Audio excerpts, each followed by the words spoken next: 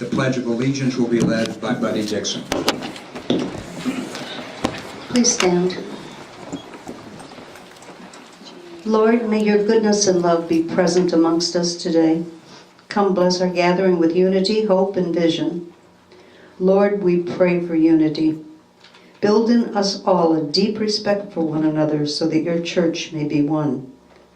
Lord, we pray for hope. Come stir your hope within our hearts and renew our faith. Lord, we pray for vision. May your vision fill our lives as we seek to reveal your love. We ask all of this in the name of Jesus. Amen. Amen. I pledge allegiance to the flag of the United States of America and to the republic for which it stands, one nation under God, indivisible, with liberty and justice for all.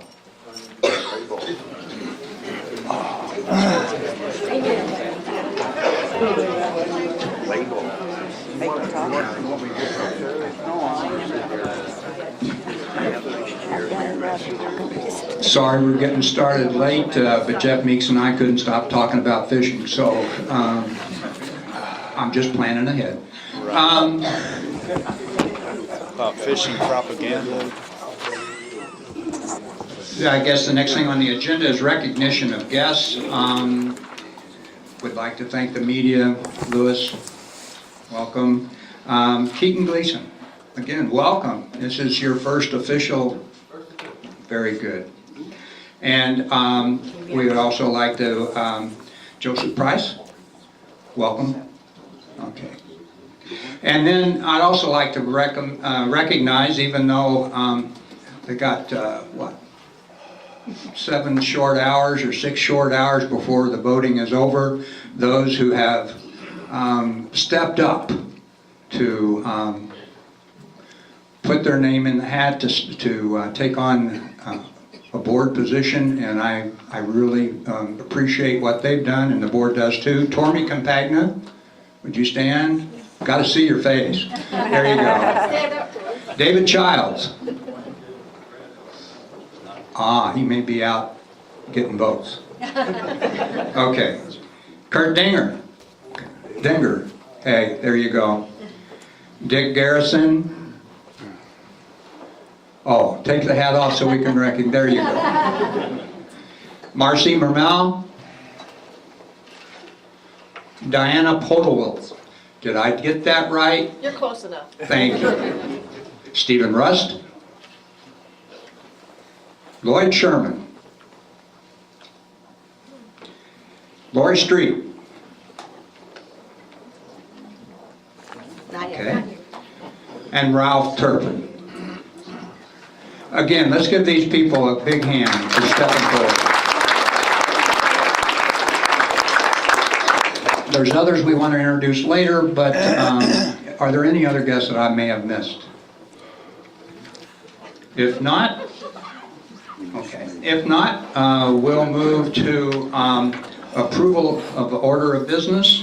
Mr. Chairman, Yes. I move the agenda item 19, revisions to Architectural Control Committee charter into current business. Okay. Second, discussion on that? It's number 17. It's 19. It's 19 on new business at this point. You must have an old one. Okay. You can, second. Okay, it's been seconded. Discussion. All in favor say aye. Aye. So moved. We will move that to item 19 under current business. Are there any other changes? Hearing none, then the order of business is approved. Moving on to the consent agenda.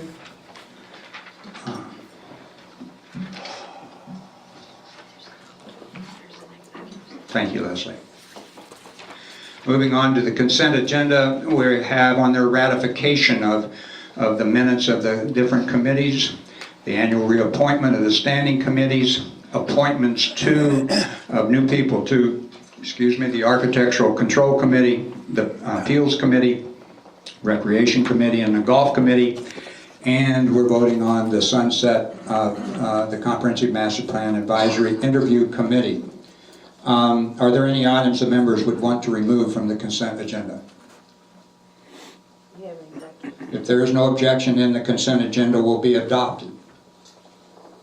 Hearing none, the items listed on the consent agenda are adopted.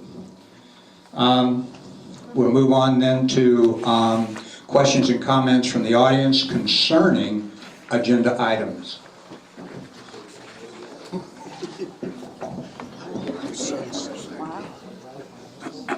Oh, okay.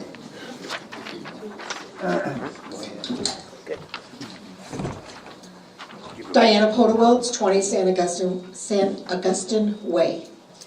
I'm coming here today to talk to you about your budget proposal that you have. There are many of us that campaigned regarding the budget. The budgeting process is flawed. You recognize that by the fact that you are attempting to make a change to it today. I would ask that you table that and allow the people that are going to be working with the budget process be the ones to establish what that process should be. However, in light of the fact that you may not do that, I would ask that you do not allow budget changes to require a supermajority when budget adoption only requires a simple majority. Thank you.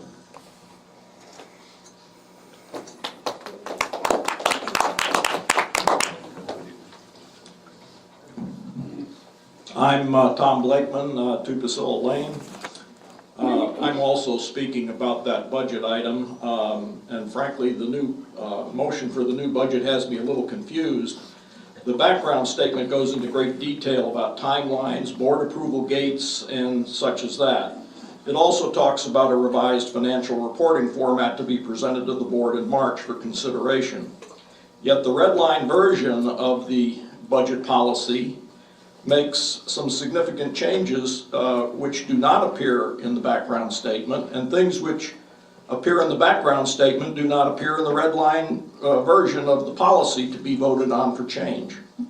For example, the red line does not mention any of the approval gate timelines, but most importantly, it changes the approval hurdle for changes to the budget to a 2/3 vote of the board, a supermajority. Changing any policy to require a supermajority board vote should be clearly presented and discussed, and the reasoning behind such change should be thoroughly vetted well in advance, and this has not happened. Therefore, this motion should be tabled for further review and public discussion. Thank you.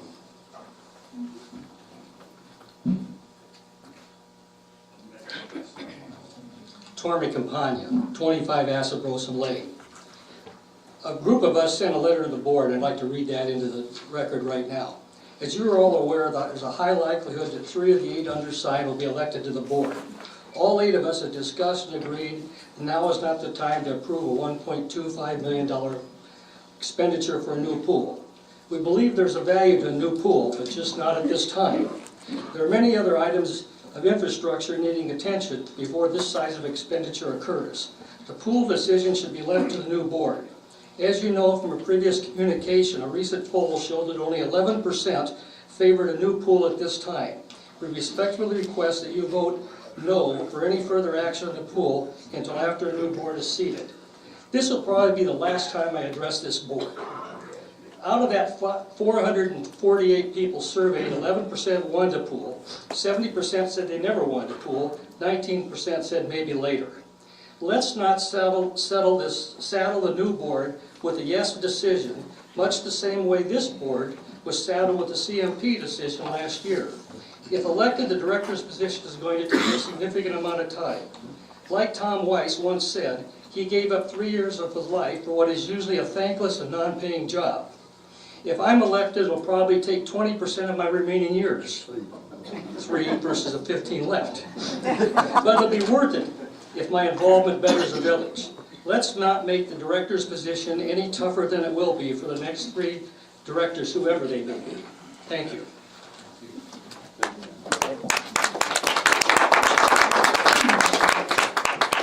My name is Cheryl Dowden, 80 Ponte Vedra. I'm going on record as stating I'm not against an outdoor swimming pool. A community this size should have an outdoor swimming pool. This is Arkansas, for goodness sakes, and it is hot here.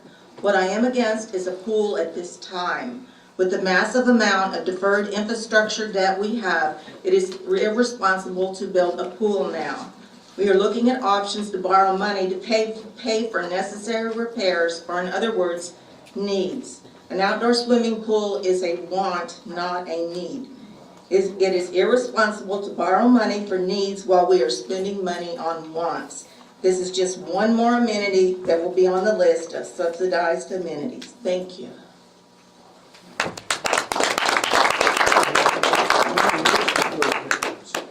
Stephen Rust, 11 Roden Lane. I attended the March forum for what I hoped would be a discussion about the pool. My opinion was that once again, our board and CEO have shown that they have no intentions of listening to the majority of the people, but rather had a meeting to inform us what you had already decided. Mr. Wise, your statements at the meeting that the pool was in the 2018 and 2019 budget, which were approved, therefore we must go forward with this project, would be laughable statements if this weren't such a serious matter. I have with me today my family budget, which at times gets adjusted to meet certain situations. I work for a church and work with a budget to maintain about 60 vehicles and pieces of equipment. However, in the last recession in 2008, our vehicle maintenance budget had to be adjusted. And just because I had X number of dollars for a yearly maintenance budget did not mean I had to spend every penny of that money. Each department in the village has a budget, but it's not mandatory that the entire amount be spent. Given our present financial situation, I suggest to you that this is not the time to spend $1.25 million on a pool just because it was in the 2018 and 2019 budgets. I plead with you to listen to the majority of the people and do what is best for the village at this present time and vote to not move forward with the pool project. Thank you.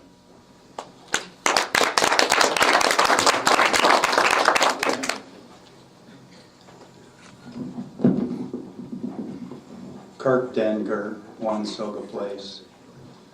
Let's talk about the true history of the DeSoto Pool and Clubhouse. They were both built together 48 years ago. They were built as a pair with connecting parking lots. The bathhouse belongs to the clubhouse and were both designed by Fay Jones, who our Razorback School of Architecture is named for. I would like to point out the memories expressed by Nicole Good at the last board meeting that your village voice played up are from the Fay Jones pool. Buddy, you know from your service with the Architectural Control Committee that aesthetics dictates that additions should match existing architecture. The DeSoto Clubhouse and Pool have always been paired together. The bathhouse looks like a square box and does not match our Fay Jones DeSoto Clubhouse. It should match the clubhouse because they have always been part of the same complex and share the same parking lot. Your bathhouse isn't any different in size, so there's no reason for it not to be designed just like the Fay Jones bathhouse that it is supposed to be replacing. It is not aesthetically pleasing to the eye. Please do not force this blunder to be built in our DeSoto Clubhouse and Family Recreation Park Complex. Don't go down in history as the most unpopular board with no taste in architecture.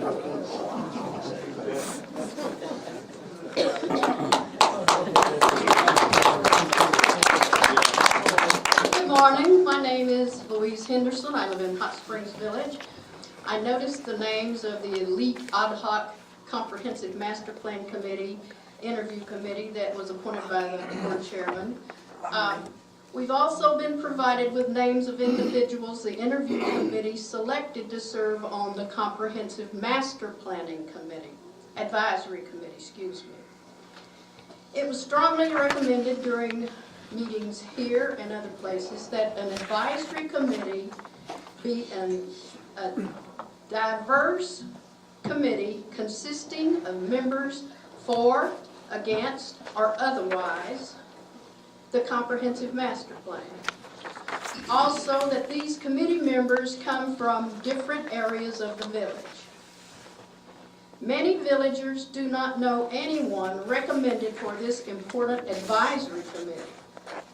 Will the board provide us with information as to which members are for, against, or otherwise the comprehensive master plan, and provide information as to which part of the village they reside?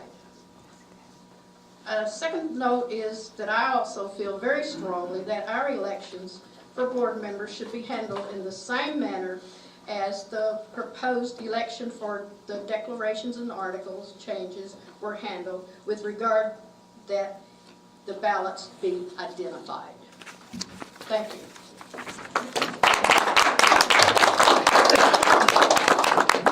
Good morning, Janet Rowe, 29 Marita Lane. When we bought here, when we started looking here, there was a pool. That was an amenity that brought us here. It's a marketing tool. If it is here, there are people that will come here, then we get the assessments from those sales of those homes. It's an amenity, sure, it's a lot of money, but there was a recently published thing on Facebook with all the budget deficits, and it had food and beverage, recreation, and golf. Those are amenities. So if we want to save money, let's table recreation. We'll close down the natatorium, the fitness center. We'll close golf down, but just for now, until we can get the money back into our streets, etc. And then maybe 3, 4, 5 years down the road, people can take up golf. They can go back to their fitness center. The pool is an amenity. There are people here that support the pool. They did not speak up at the pool forum because they didn't have questions. It's something that they want. It's something that they will use. I hope that you take that into consideration. Thank you.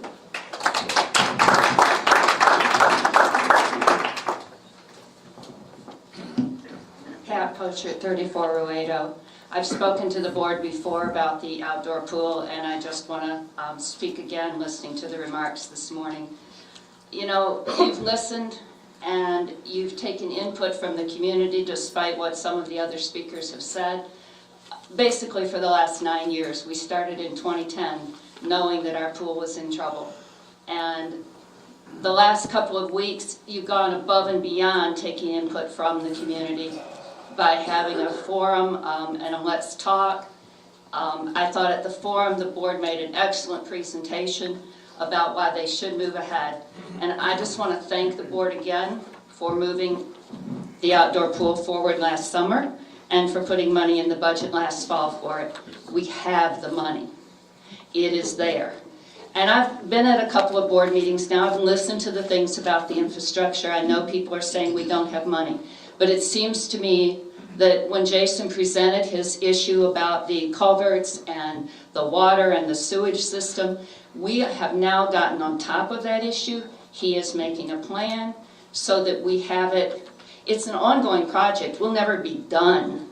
Once we finish the culverts, it's time to start again, the same way with our road repair. So it's an ongoing thing, and I think we've gotten control of that part of it. The money is there, and I really think that we need to replace this amenity. We don't have an outdoor pool, and other communities like us do, so in order to be competitive, we need a pool. We need a pool for people like me who had a pool and moved here and didn't build a pool and didn't buy a lot where I could build a pool because we had an outdoor pool. An indoor pool is not the same. I thank the board. I trust that you're moving forward. Tom Weiss did an excellent presentation about why you should move forward, and I think it's time to do that.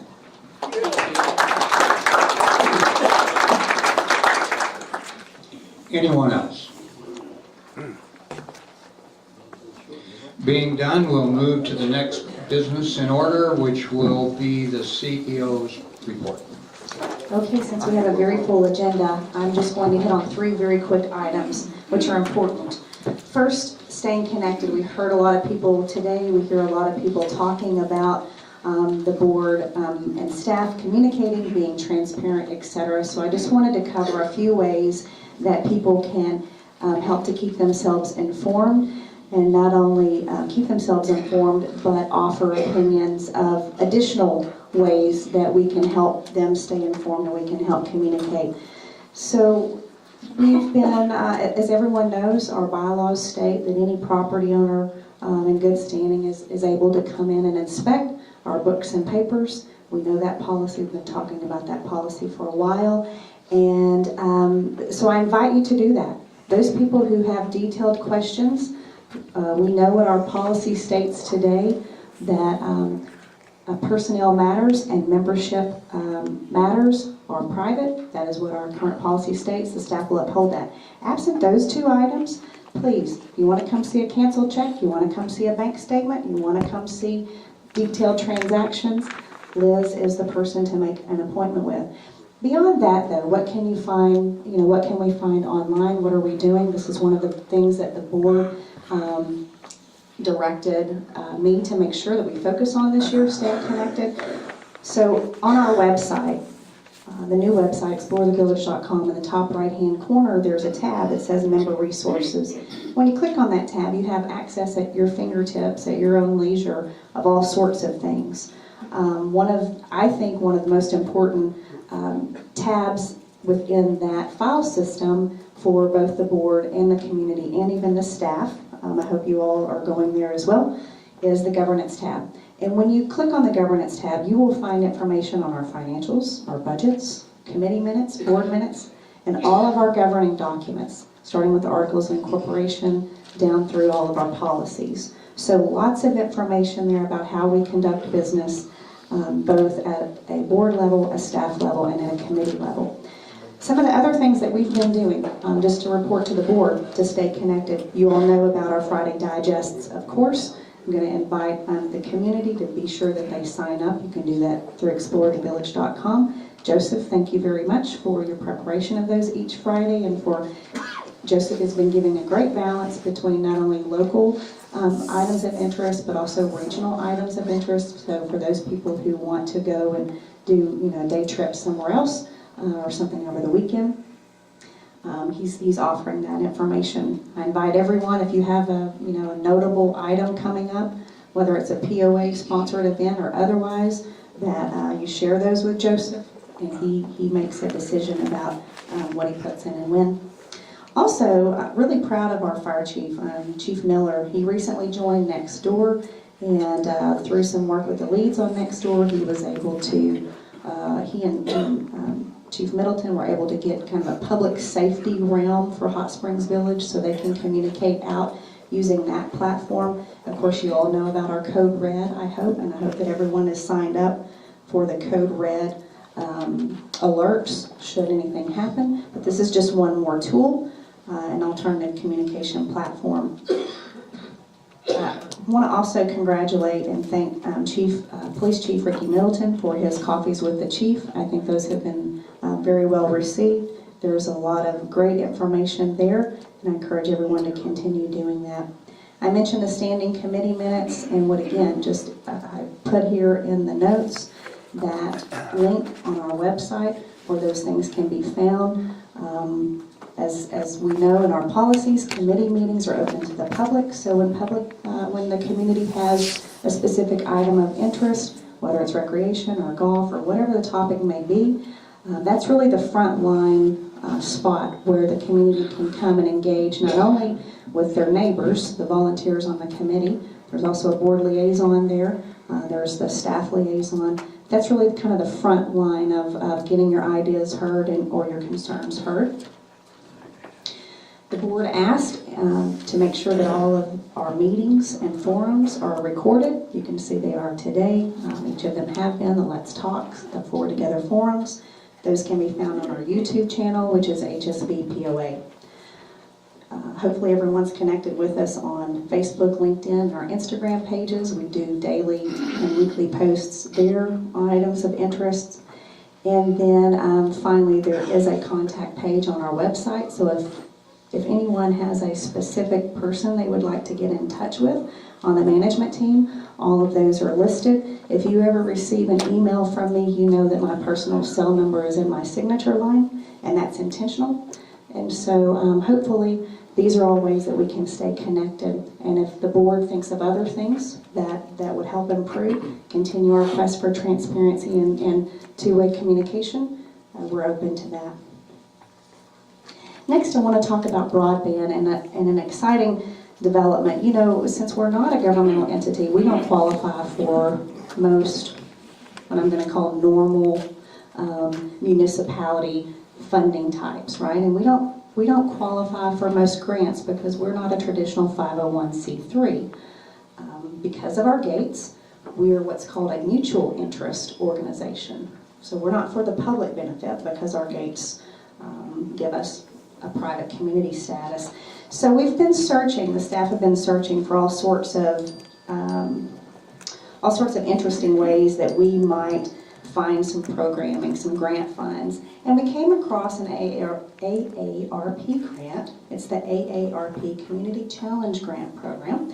So for 2019, Stephanie and Renee, Cheryl, and Kevin have all been working on putting together an application for that grant. It's specifically for what they call quick action programs. So it has to be completed, I believe, well, it's my birthday, November 4th, so it has to be completed by November 4th, which I thought was interesting. Shameless. Was that bad? Okay, I'll take that. Well, that was kind of like your fishing story. Okay. Anyway, so April 17th is the deadline for this grant application. But what we're going to do, because, and let me back up for a minute, the grant, what they focus on, they prioritize projects in 4 areas. One being that it demonstrates the tangible value of smart cities. So in other words, innovative programs that engage residents in accessing, understanding, and using data. That's one of the things they look for. They look for projects, quick action projects that deliver a range of transportation and mobility options. And here they talk about those options that increase connectivity, walkability, bikeability, wayfinding, and access to transportation. Third, projects that create vibrant public spaces. And fourth, support the availability of a range of housing. So what we're going to focus on is broadband, and specifically our Wi-Fi project that you know is in our enterprise goals. In this building and the others, we're going to hone in on that connectivity, that smart city option. And, you know, they do say that they give preference to the 501c3 organizations and that others will be decided on a case-by-case basis. So we're very hopeful that maybe we've found a little bit of money to supplement the budget. Very excited about that. And then lastly, just on the marketing front, I know that's a big topic, but the staff and I have been working really hard to try to drill down on the on measurable outcome metrics and data that tell us, you know, from each of our marketing sources and our advertising sources, what was the outcome. And just recently, our partners at privatecommunities.com shared a new tool with us that they've been working on. And you're looking here in the packet at a snapshot of Hot Springs Village, and you see little pinpoints and locations that represent people who went on privatecommunities.com, asked for information about Hot Springs Village, and either moved to Hot Springs Village, and that's actually where they moved. So down to that level of detail are some of the things that we've been analyzing, and then finally also been tracking our outcomes from our recent shows. We continue to receive discovery package bookings from the Chicago Ideal Living show. And Kevin, am I right? I see Kevin. Am I right? We just received our first booking from the Kansas City Golf Show. Yeah. So we're already seeing someone coming from that show. Kevin's going to Dallas. Kevin and Renee and Susan are going to Dallas next week. So again, we'll be tracking that. As of February, a total of 9 packages had been booked from our efforts. So I am excited to see those results, and we hope to just continue to increase those. That's all I have. Any questions? One brief one. Leslie, can you describe the partnership we have with privatecommunities.com, or remind us? You've probably done it before, but just remind us. You know, privatecommunities.com is a website, web-based partnership, right? So we have what would you call it, a profile on that web page. I'm not sure of our exact advertising that we've done on that digital platform. I'd have to go back and pull those things out, but that, in addition to Ideal Living, in addition to Where to Retire Now, are our main places that we're found digitally. Any other questions? Being none, we will move on to the next business in order, which is the CFO Corporate Treasury Report. The chair recognizes Liz Mathis. Thank you. Good morning. Still working on trying to evolve these statements. They've got a little bit more exposition this month. Next month, presenting the March financial statements, that quarterly overlook will have a whole lot more in it. That's where we're really going to do some deep dives, still into the department level, and some more in-depth metrics. Right now we're kind of playing around with what's better looked at monthly versus quarterly, and if you guys have feedback on that, please let me know. I did want to note we are wrapping up our 2018 financial audit. They were only in-house 5 days this year, which was pretty awesome. We were able to hand everything to them on day one and say, here, go. So that was pretty fun. Do not anticipate any findings in that audit at this time. They haven't notified me of anything. So they will be coming to present to you all at the April board meeting after a presentation to the audit committee earlier in April.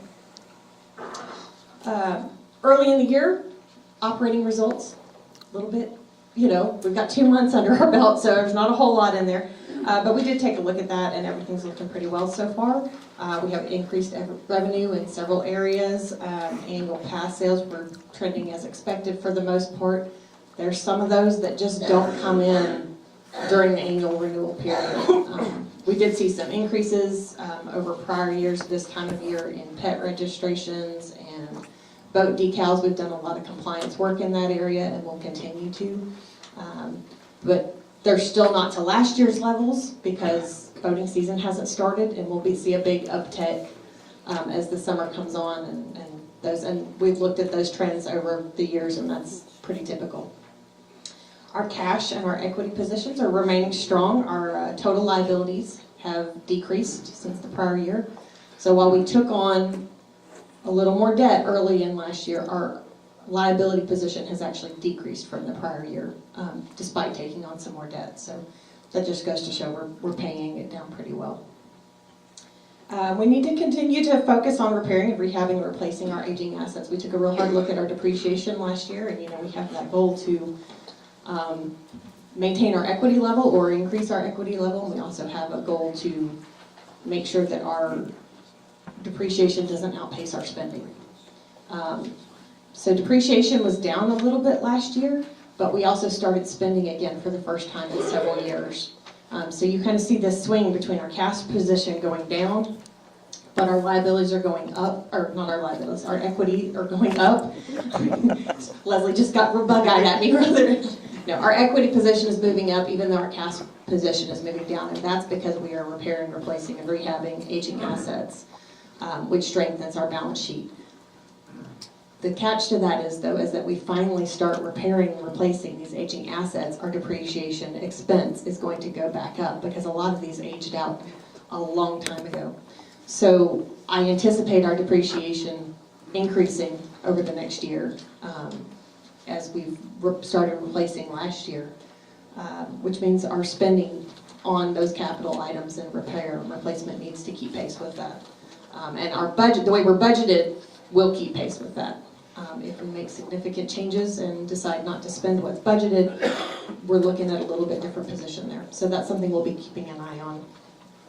And one other, just a reminder to you guys and the community, Saline County has enacted a 0.375% sales tax, which goes into effect in just a couple weeks on April 1st. So don't be surprised when you see a little bit more tax on receipts coming April 1st. And that is was voted in last fall to fund the Saline County Career Technical Center, which I think is an incredible asset for our community.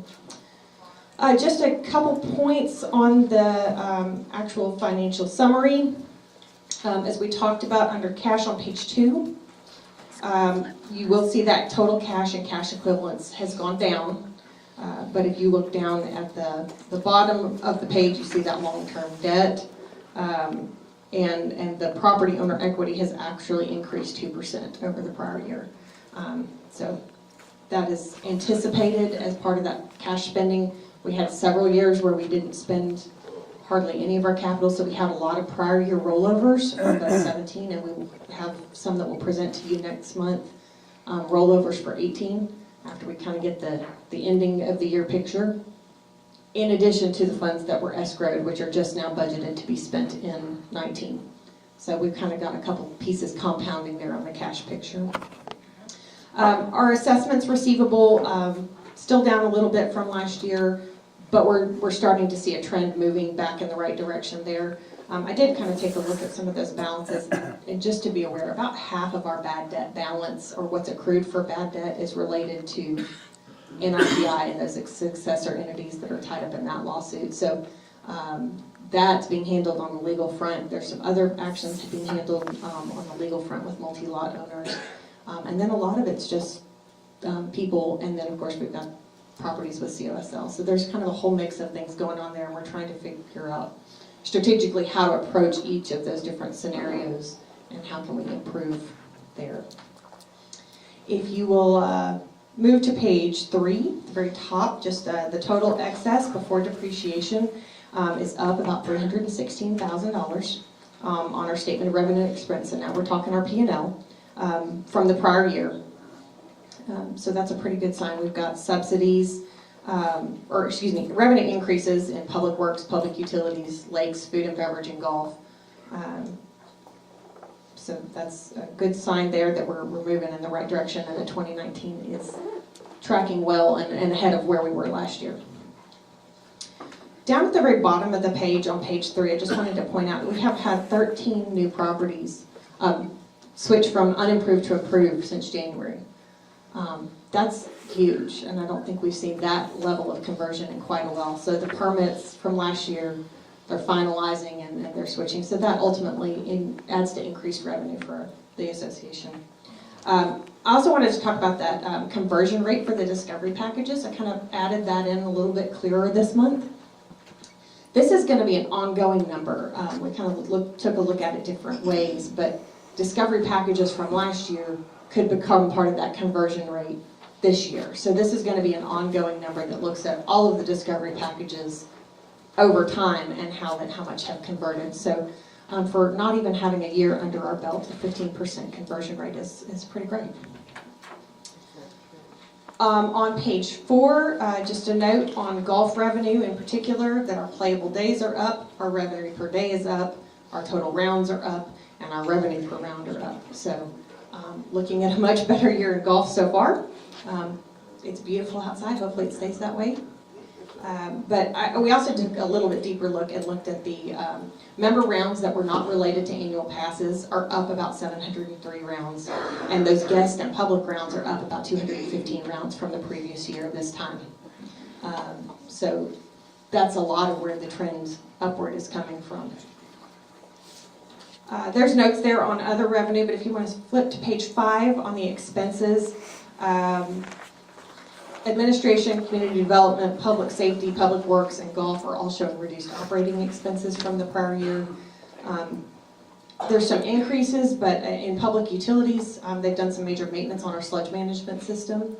And a lot of those maintenance, when we talk about maintenance stuff, a lot of that comes in operating expenses. It's not necessarily a capital repair that's required to do some of that. Food and beverage, you're going to see some differences for a few months. We were not operating the DeSoto Club early last year. That was sort of a mid-year transition. So we'll see some variances there. And recreation expenses are up a little bit. They had a lightning strike. It's being covered by insurance. The insurance company asked us to replace everything, then send them the invoices, so they'll send us a check, versus the bids. And some of it had to do with the equipment that was struck was really, really old, and so we were replacing with like equipment, but not exactly the same because it was 20 years old. But most of it in parts and pieces are not large enough to be capitalized, so it's hitting our maintenance expense or non-cap expense and operating expenses there. One kind of final piece on page 6. Our capital spending year to date is about 8.29%, so we haven't spent a whole lot of our capital yet.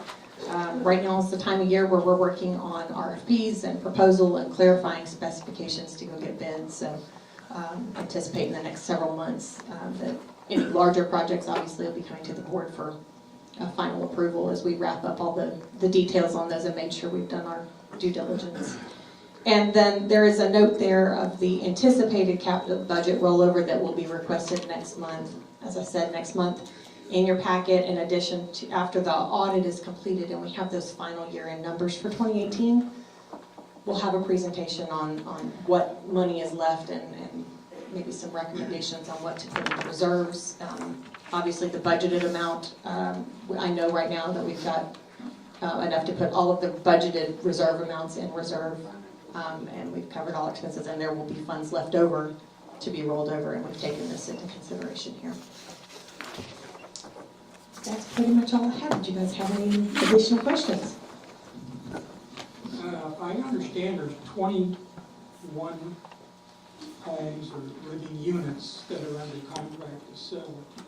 Is this number in here that you have, is that the current homes that are for sale? On page 3. There was 236 homes listed for sale at the end of February. Yeah, it doesn't talk about how many are closing, that's just the number of listings. So to pick up on that chart, those number of listings, that's a point in time where all the others are accumulating year to date, correct? Yes. Okay, so would there be value in doing rolling 12 on all those other values so that it's a little bit more comparable to that point in time? Can I speak to that? Sure. So, to me, the homes listed have really no impact on our financials, right? The others do, and they have impact on our enterprise goals. So it might cause us to talk about, if we did a rolling 12, that wouldn't match actually our bottom line results that you all would be measuring against, right? So, no, that's perhaps true. That's true. It's more of a management report than a financial report. Yeah, so I mean, we could maybe at a quarterly basis, maybe that's one of the things that we do, but just make sure that on a monthly basis we're seeing that matching against. Is that handle? That works. Yep. Anyone else? I have a couple of other questions. In the very first paragraph, I just want clarity.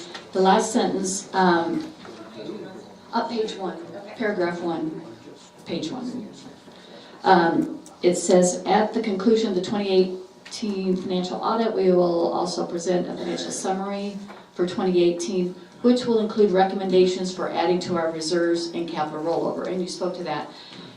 Do you anticipate that they're going to recommend additions to reserves that's different from our 5-year reserve development policy? That's up to the board.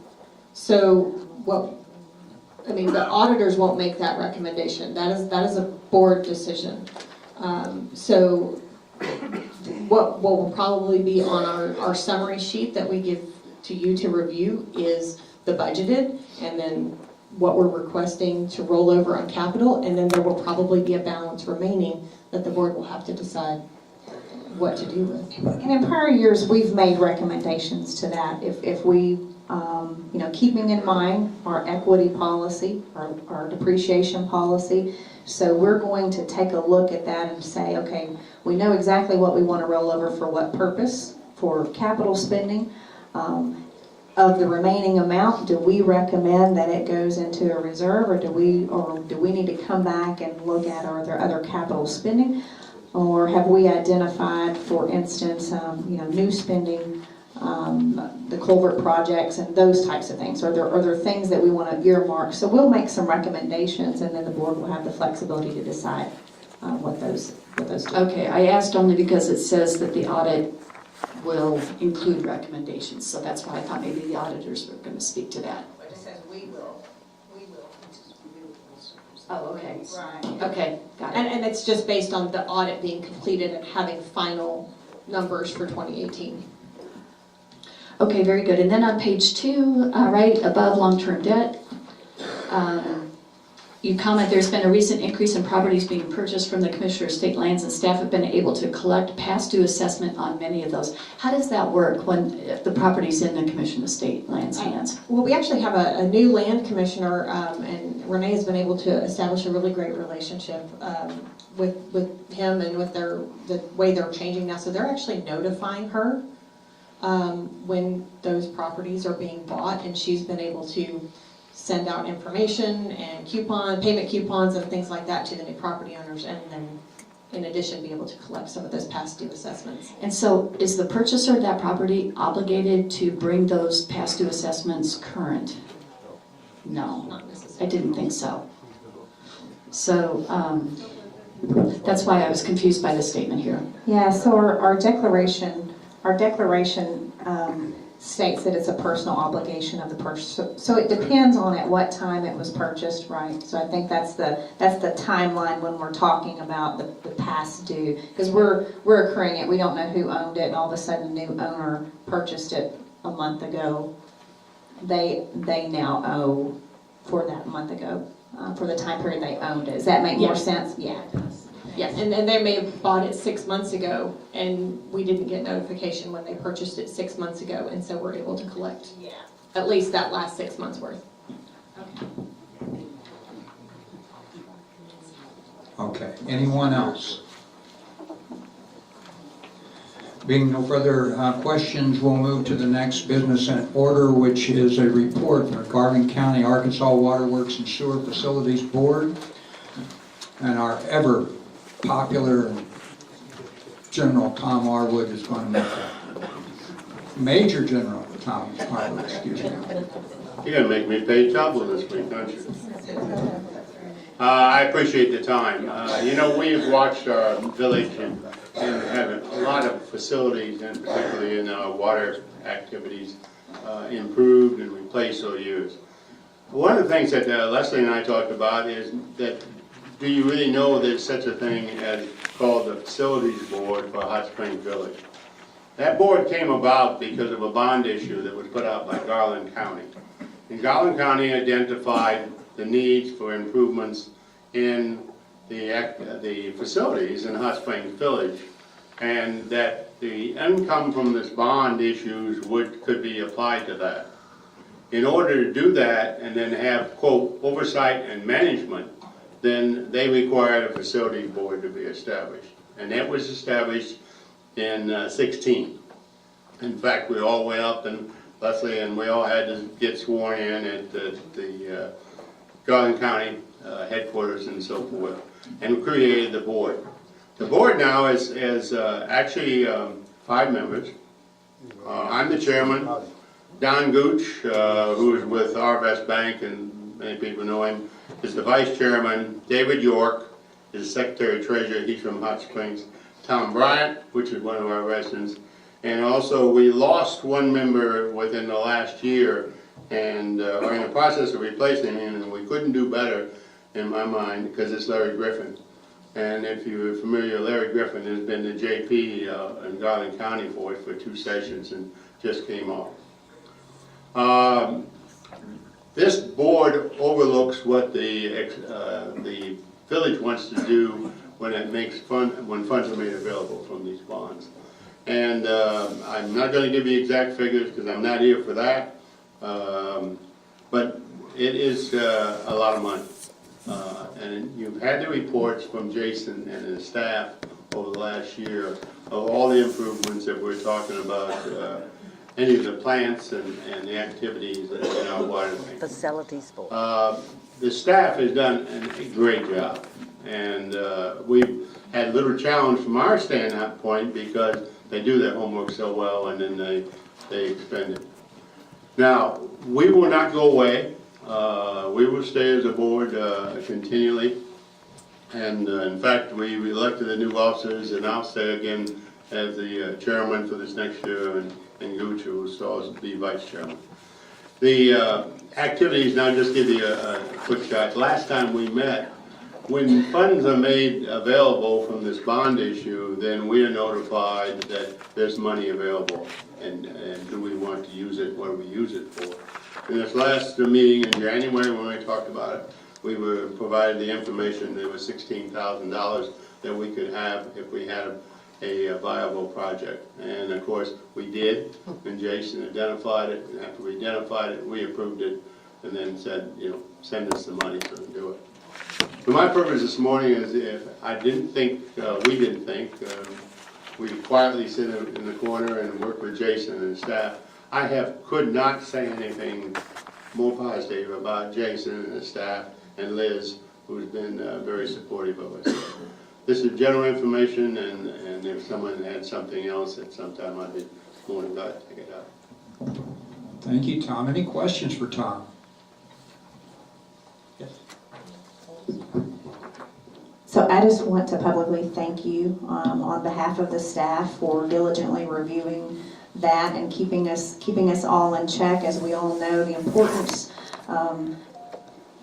Tom's importance, that board's importance is that it actually could trigger a tax consequence if we use those funds improperly. So they have a very important function, and we thank you for holding us to that. Okay. Thank you all. Appreciate you, Tom. Thank you so much. All right. Next business in order is the COO report and the always popular Jason Temple. There you go. Good morning, board members, fellow staff, and folks in the audience. Hey, I just want to say thank you to Janet for her support. The thing we really want you to know is your staff is got laser focus on the big radar, on everything that's going on in the village. We're going to take care of things, so you don't have to worry about it, okay? So we are on it, like Janet says. We're on top of it. So today's report is discussing the activities that happened in February, starting off with our 2019 water tank rehab. Those plans are complete. They're into the health department for the review, and we expect to have bids, going out and getting that information back here shortly. And that project will be completed by the end of summer. Lift stations, that's our enterprise goal. Actually, it increased this month to 67 lift stations from 66 because we added a new lift station at the RV park, and that is our +1 for the month of February. We're still on track to bring the entire count to 67. We got 26 lift stations to go. And if you look at the metrics chart on page 3, if you look at history will repeat itself, and if you're a betting person, the horse will break out in March, and you'll start seeing that tracking upward towards meeting our goal by the end of the year. And by the way, the staff is already several lift stations ahead for this month of March. Next thing is the wastewater treatment maintenance and improvement phase 2. This is a continuation of the last phase project that General Arwood just discussed. It was covered under the sewer bond issue. There's $16,000 left over from that sewer bond issue that's going to be rolled into this project. And those plans are being completed. They'll go off to the health department, and we'll be going out to bids here hopefully in the next month or so and getting that project off and running here probably by early summer. ADQ notice of coverage.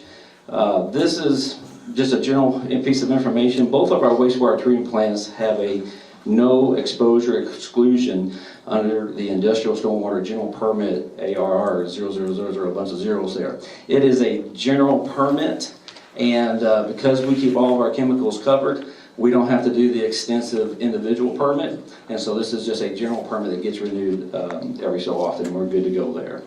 Lake Lago.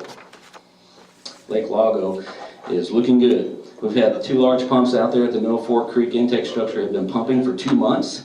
And this has been an interesting event because we usually don't use 2 pumps, but what we have learned is that 2 pumps can really pump a lot of water. And we have raised that lake 15 feet in the past month. We are within probably 8 feet as of today of filling that lake. So things are working out very well. We did have 16 inches of rain that helped us in February, so things are going good there. The water meter study. We've been talking about, we've had 10 free meters that are in place now. They're getting all the internet stuff connected to it, so those can be monitored. And we're also buying a really good brand, German engineering competitive brand, so we can also kind of do some comparison between different manufacturers of meters. Those are going in. We bought one 2-inch commercial meter that's going out at the Cedar Creek wastewater treatment plant, and we also have a residential one that's online at Liz's house, so she can watch her water bill on a daily basis, or actually within minutes. So that information is being accumulated, and we'll slowly, discuss the progress over the year. On our lake dams, a lot of maintenance activities going there. We're continuing to fine-tune our emergency action plan. We're still working, meeting with the committee, we're still working with the fine details to eventually have a tabletop exercise with the Arkansas Natural Resource Commission and the local county emergency services. We also just recently got an inspection letter from the ANRC. They do periodic inspections of all our lake dams, and there's a few action items on that, and we are already working on that. I'll be giving you a full report on our response to that in May, and things are looking good there. You probably have already noticed that we've done a lot of tree clearing on the lake dams and the spillways, things like that. Street maintenance. Street maintenance division is committed to placing 10 tons of asphalt per week, weather permitting, for continuous effort in fixing potholes and shoulders. And some of the stuff that we did in February that we're tracking, kind of in-house metrics, are the tonnage of asphalt that we place. So in the month of February, your staff hand-placed about 58 tons of asphalt in all various potholes and shoulder repairs, and a lot went out at the RV park. That was without a lay-down machine. So this is your staff hand-placing this type of tonnage. Several potholes were fixed. We're tracking the trees that we are removing. Culverts are being replaced, and the type of culverts that we do are usually the smaller jobs. Those things can be done within days.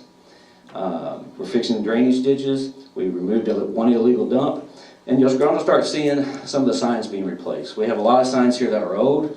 They're not very reflective, and then the traffic control signs, you'll see those new reflective signs start going up, and the signs being straighter and cleaner than they have been in the past. And you're also going to see at the intersections, they're going to start clearing the vegetation back. So when you pull up to the intersection, you're looking left and you're looking right, clear for a safe merge into the intersection. You're going to see less blockage of tree vegetation, things like that going on. So if you know places like that, be sure and let us know. We'll go out there and clear that for you. Solid waste management. Same chart. 625,000 pounds for residential waste, 166,000 pounds for commercial. A little bit lower than last month, and we're kind of just monitoring the reasons behind that.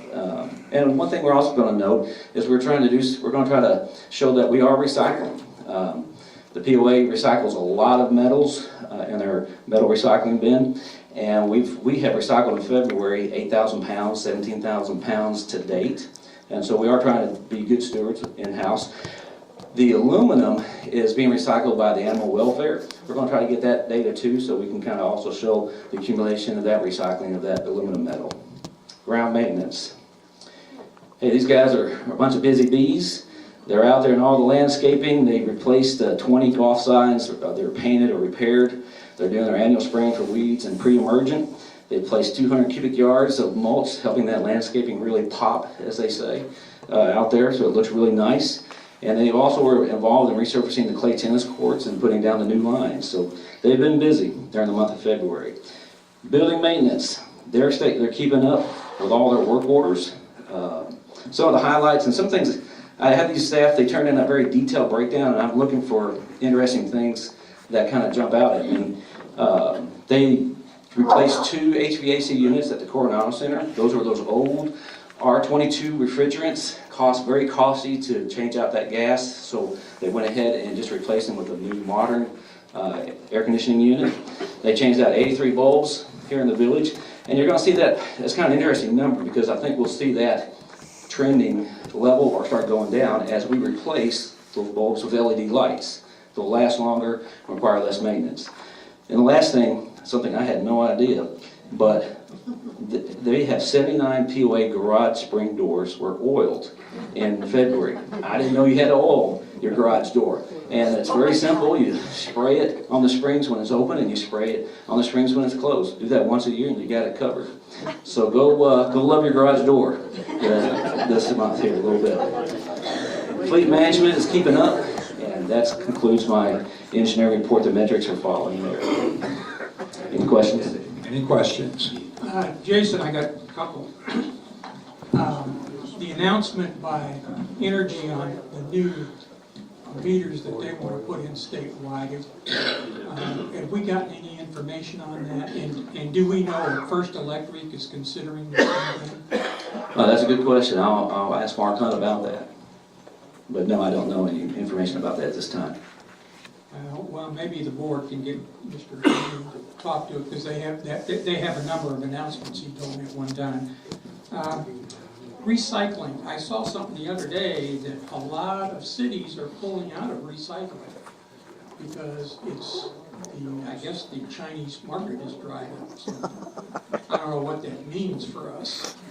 Well, we are dedicated towards doing, as part of our enterprise goals this year, is doing 4 recycling events that are useful and beneficial to our community. Tony is working on that. We're going to be meeting with the county and the city to try to maybe team up with that activity when they do that, so it's easy for us. But it's something that, if it's self-serve, doesn't cost anything, or it makes money, we are interested in looking at those types of recycling and trying to bring those back. And that's our goal for right now. Cindy? Yeah, I was wondering, particularly in street maintenance and maybe in other areas, you made comments like 2 culverts were replaced and 17 potholes were filled. Is there a way to report what the inventory of work yet to be done is? So for instance, if we've done 17, does that mean there's 12 left, or there's 200 left, or 2,000 left? I mean, how can we get... We have a mammoth spreadsheet. That as phone calls come in, they get logged into that spreadsheet, they get filtered by potholes, by tree, by various categories, and it's huge. And so every day our staff are prioritizing those particular things, and they're just working on it. We have a lot of work ahead of us, but it's not falling through the cracks. And I'm not reporting what's left out there, I'm just reporting right now what we're getting done, but there's plenty to get done, and it's continuously renewed. So every time we fix a water line, we create a pothole, and so it's just a continuous normal business activity. Yeah, well, I know in the community discourse over the outdoor pool, there's a lot of commentary about we can't afford a pool because we have potholes, we have all these things that need to be repaired, but yet we don't have anything yet that kind of sizes it for us to know just how big the problem is. And I'm wondering if there's a way we could do that.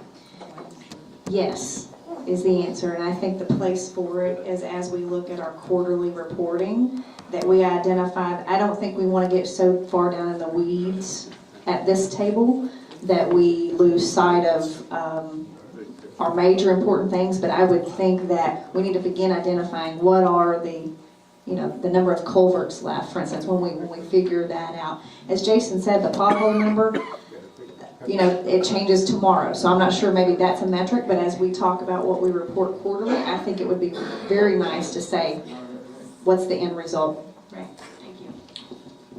I just want to say one thing, Jason. I appreciate the fact that cleaning signs, I think that's good, replacing signs, I think that's good, especially for visitors coming in the village, because we got some street signs out there that are pretty bad. But I do appreciate what you and your staff are doing. I think we've made some headway on some of these things, and that's very, very good. Yeah, there are some vintage signs out there that we're not going to throw away. They're keepsakes. And you should notice that as on this little boulevard where you're crossing any of the bridges, there's new reflectors on all the guardrails and stuff. So if you haven't noticed that was just recently put in. Excellent. Any other questions for Chair? Thank you so much.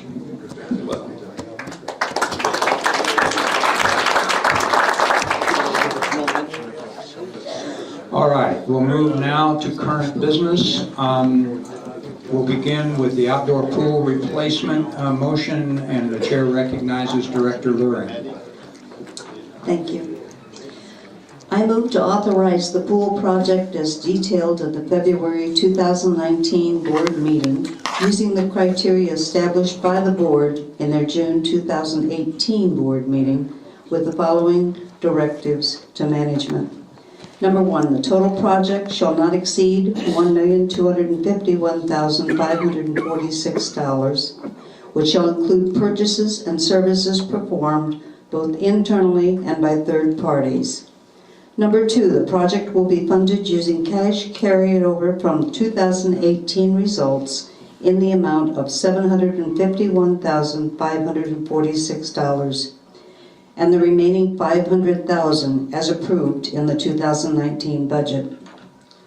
Number three, the CEO is authorized to sign the previously provided contract with Carruthers Construction in the amount of $1,224,420 and shall provide a copy of the executed contract to the board. Number four, Carruthers Construction, in coordination with POA's staff, is authorized to submit plans and specs to the Arkansas Department of Health, ADH, for approval. Number five, upon ADH approval, POA staff are to obtain the final approval of the ACC and secure the required permits. Number six, payments or obligations of funds shall be contingent upon final ADH and ACC approvals. Number seven, lifeguards shall be used during holidays and weekends for the part-time staffing pro forma. Number eight, the CEO shall appoint a project manager who will assemble the project oversight team and provide monthly project updates to the board. The motion's been read. Do we have a second? Second. Discussion. The background on this has been widely publicized. I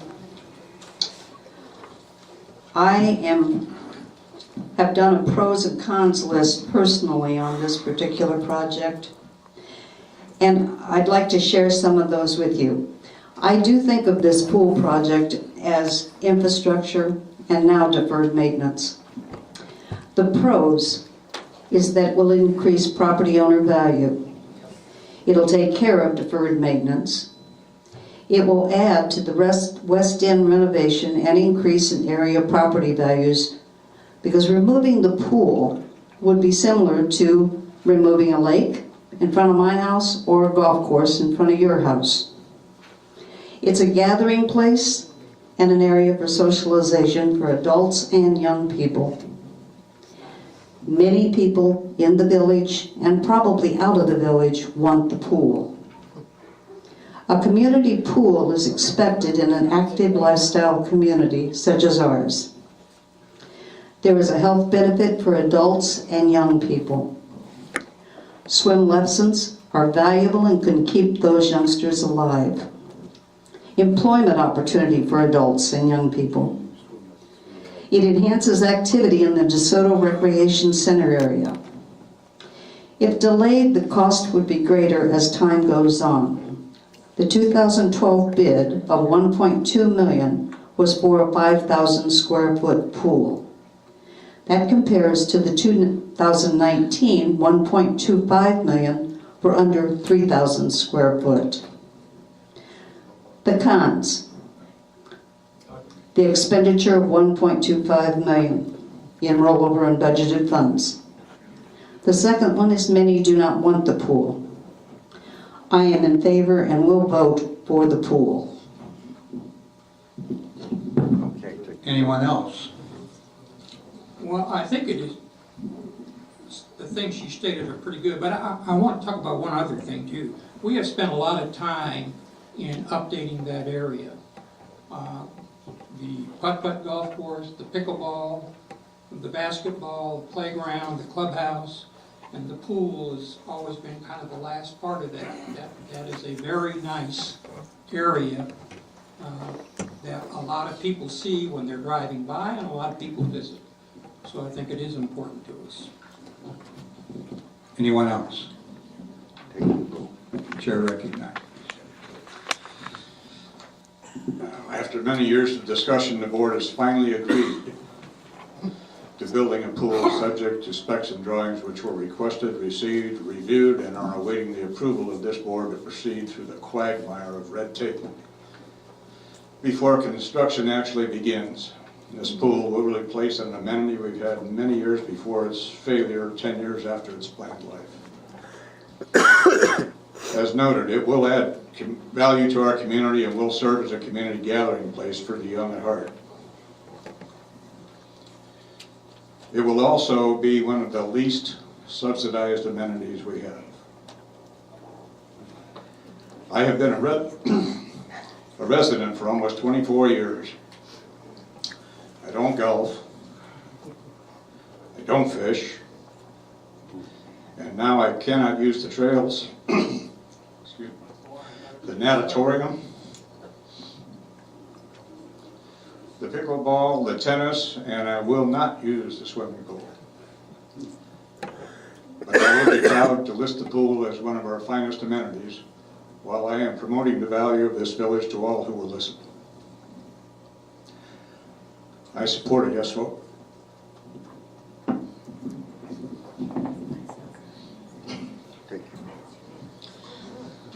I support the replacement of the pool as proposed in terms of design and placement.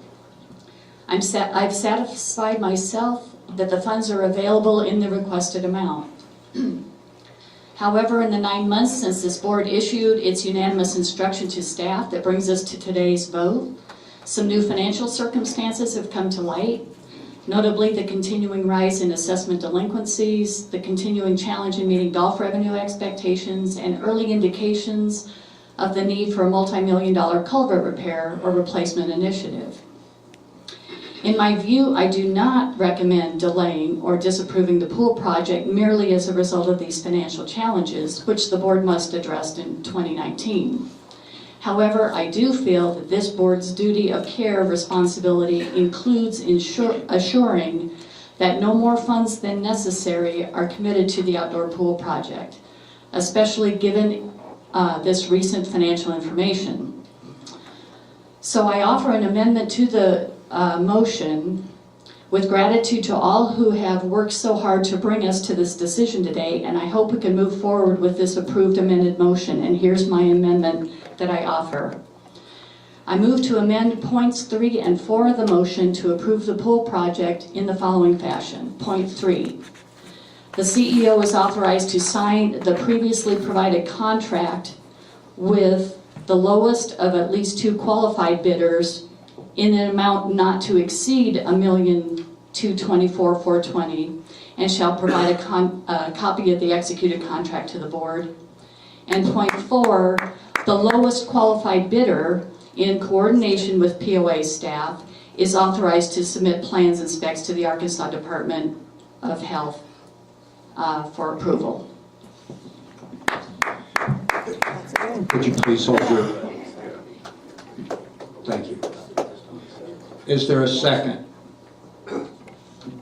Second. I'm sorry, is there a second to the proposed amendment that Cindy just read, and we've got a copy, so I'll postpone reading it. Second. Discussion.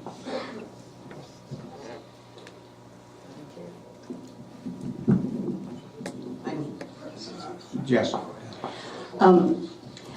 I think that is a valid point, but if I recall, we did try very hard to get other bids on this particular pool. It was sent back because we didn't have a design and we didn't like design build. Stacy has met all of our requirements and then some in this presentation at this point in time. I think that it would be, as we've said many times, just kicking the can down the road for another 4 or 5 years. And At that point, as I already expressed, in 2012, 1.2 million for a pool was for a 5,000 square foot pool. Now we're paying more for less than a 3,000 square foot pool. In 5 years, we'll be able to get a kiddie pool. Pardon me? Okay. I would also remind, and I know you're aware of this, Cindy, but that, excuse me, could we have quiet? I will also remind the board that initially the board directed management to go out and get RFPs. 10 RFPs were requested. 7 RFPs were returned with no interest. 3 RFPs were had interest, but one of them was incomplete, and 2 made bids on the specs. The difference between those 2 was $4,000. So, yes, the specs may have changed some, but we have found out in the past that this project doesn't really strike the fancy so much of people because it isn't large enough for the contractors we would want to have. And there has been, the second has been handled. I mean, the second bid was asked for. Now, I also would, and I think you covered it here too, but I want to point out that we can't do anything in parallel. This would have to be a series event. And the reason for that, I mean, the drawings, detailed drawings, have to be submitted by the person to which we sign a contract with, or the corporation. It cannot be submitted by the POA. So until that decision is made, the drawings cannot be submitted. So I'm struggling to understand how this would be structured to do that and get an approval at this point. I'd like for the board to consider one thing. Since 2012, this $1.2 million number has been floating out there. It's well publicized. Everyone knows it. I guarantee you, if I wanted to be a bidder, I could outbid Carruthers right now. I could get under this bid. Would we have quality? I can't say that. Carruthers has demonstrated for several years their commitment to a project. They've bid over and over and over. And as Tom said, there are others who don't view this as an important project. So I would be concerned, and I'm always concerned when we talk about only going with the low bid of the quality. And so I would just ask the board to consider that, knowing the number and having publicized the number for about 8 years, I think somebody could probably get under it, but I don't know what that would mean. If I may.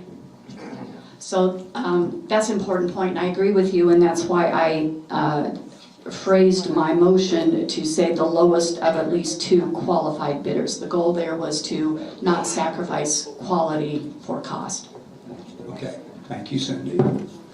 All right, so we have a motion and a second on Cindy's amendment, which reads points 3 and 4 of the motion to approve the pool project in the following fashion. The CEO is authorized to sign the previous provided contract with the lowest of at least 2 qualified bidders in the amount of, or in the amount not to exceed 1.224, and shall provide a copy of the executed contract to the board. And bullet number 2.4, the lowest qualified bidder, in a coordination with POA staff, is authorized to submit plans and specs to the Arkansas Department of Health for approval. Any other discussion? If not, let's vote on the proposed amendment. All in favor? Aye. Opposed?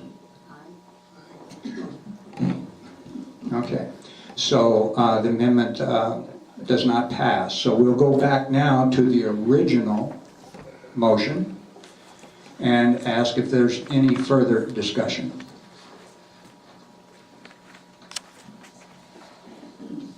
Being none, then it's time to vote. All those in favor of the motion to construct the new pool, please signify by saying aye and raising your hand. Aye. Opposed? The motion carries.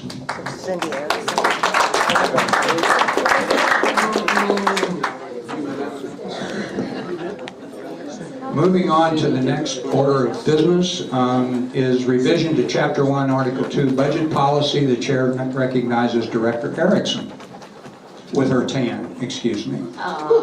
Thanks. Yes. So I move to approve the revised Chapter 1, Article 2 Budget Policy and associated timelines as presented.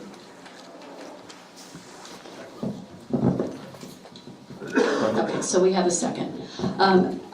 In the last meeting, I read the background that largely spoke to the timeline of how the budget would play out, the budgeting process would play out.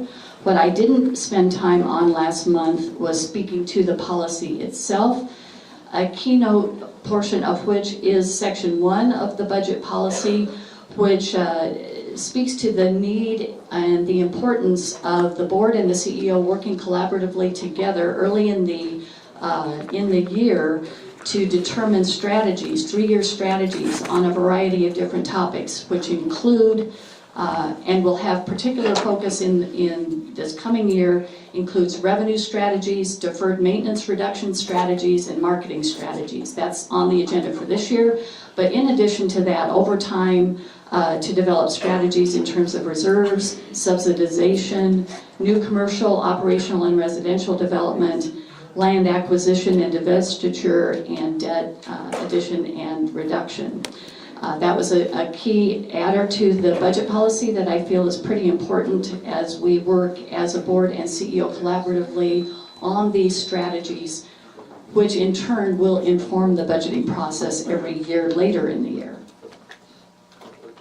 And the rest is available for people to review. Right, I think we went through that in detail last month, and you studied it over the last 30 days. Are there any questions from the board or any comments? Yes, Nancy. I think that this is a very, very, very positive step in the right direction. I know that you spent a great deal of time on it, and I appreciate the governance committee for doing it. It may not be perfect, but it is a good beginning.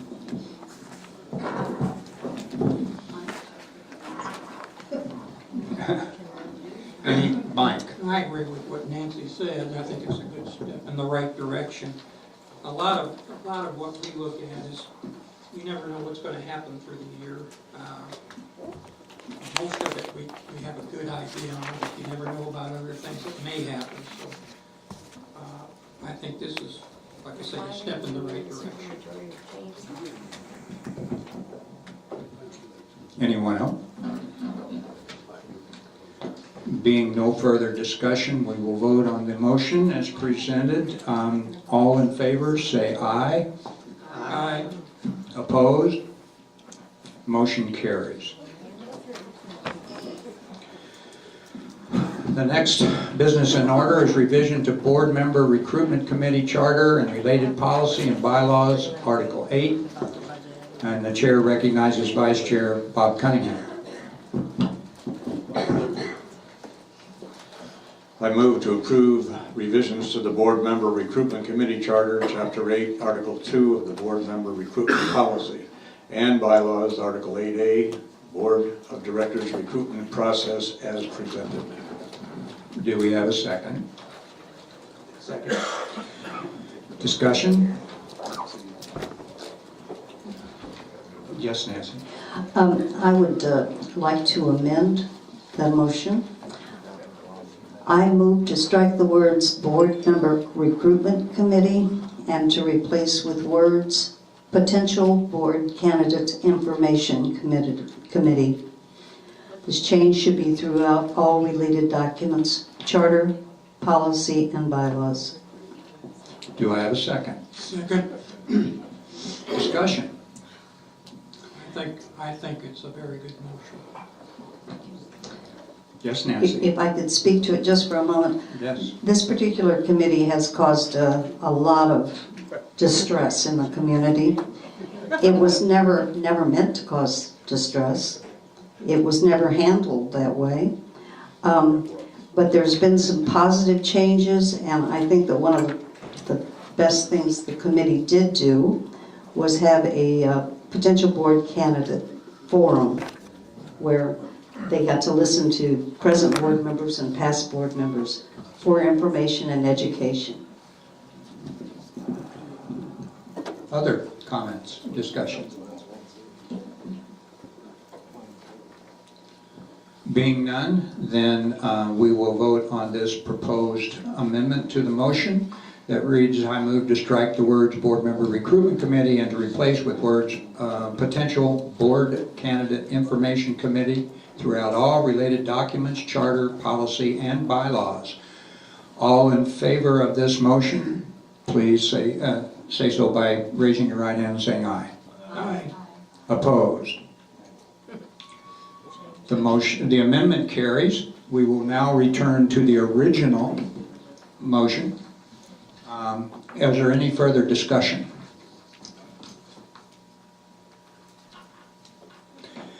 Being none, then we will vote on the motion addressing the Board Member Recruitment Committee. All those in favor with the amendment include, no? Change the name. Okay, change the name. All right, thank you very much. That's why I got it. That's why you're here. Okay.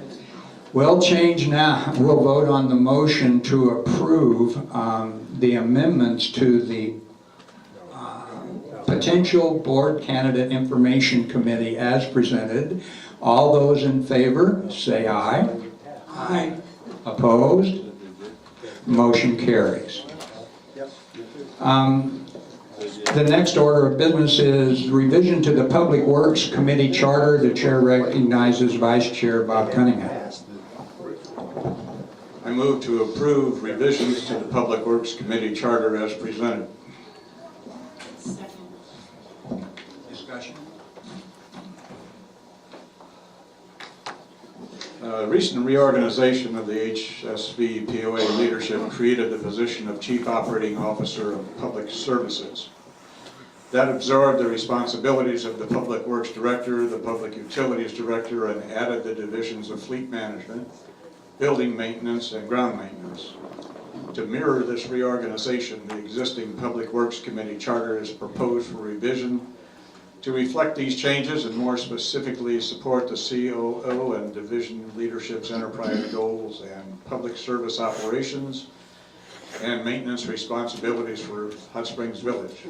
The staff recommends the revisions noted in the attached red line version of the current Public Works Committee Charter.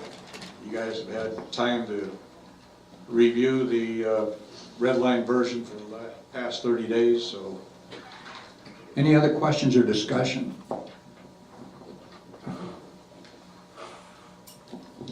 Being none, then we will vote.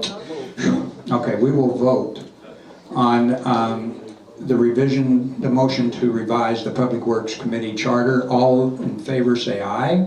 Aye. Opposed? Motion carries. The next business in order is the Ad Hoc 50th Anniversary Planning Committee Charter. Again, the chair recognizes Vice Chair Cunningham.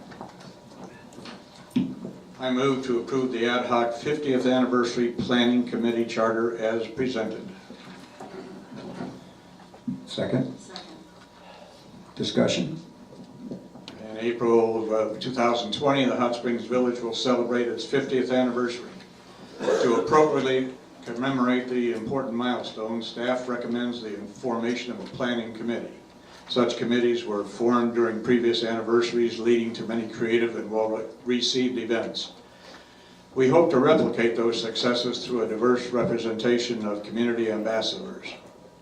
Appointment of the Ad Hoc 50th Anniversary Planning Committee is forthcoming. Other discussion. who all are we working with? Are we working with Bella Vista also? This committee will specifically focus on activities for Hot Springs Village, but as it makes sense, we're working with Bella Vista, Cherokee Village, and also Cooper Communities on those efforts. So, and I'm just curious, how many applications have we've received 3 applications, and we need a lot more than 3. So I hope the community will apply. I have a name I'll submit that wants to work on it. Well, thank you, Mike, for stepping up. Oh, I'm sorry. I missed that one out. Okay. All right. Any other discussion?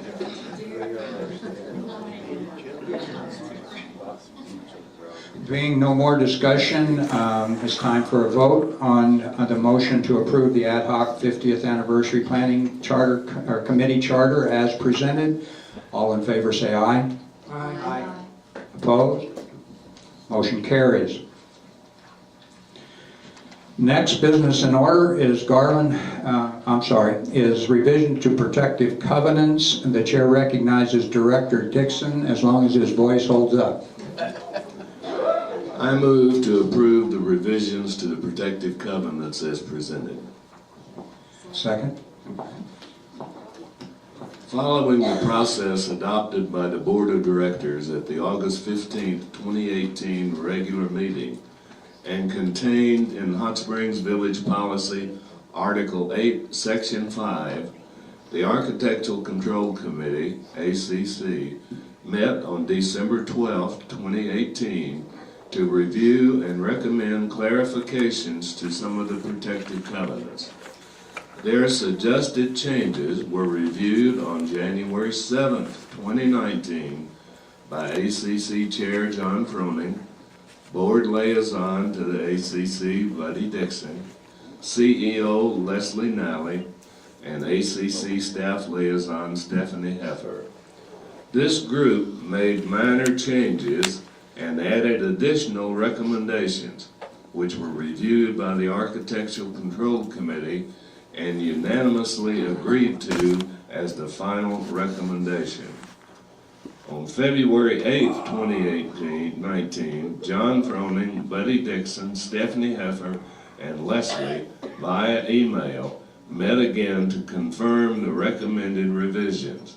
At the February 20th, 2019 regular board meeting, this committee presented a document noted recommending revisions for board approval at the March 20th, 2019 regular board meeting. The recommended revisions are noted in the attached red line version of the protective covenant. Further discussion?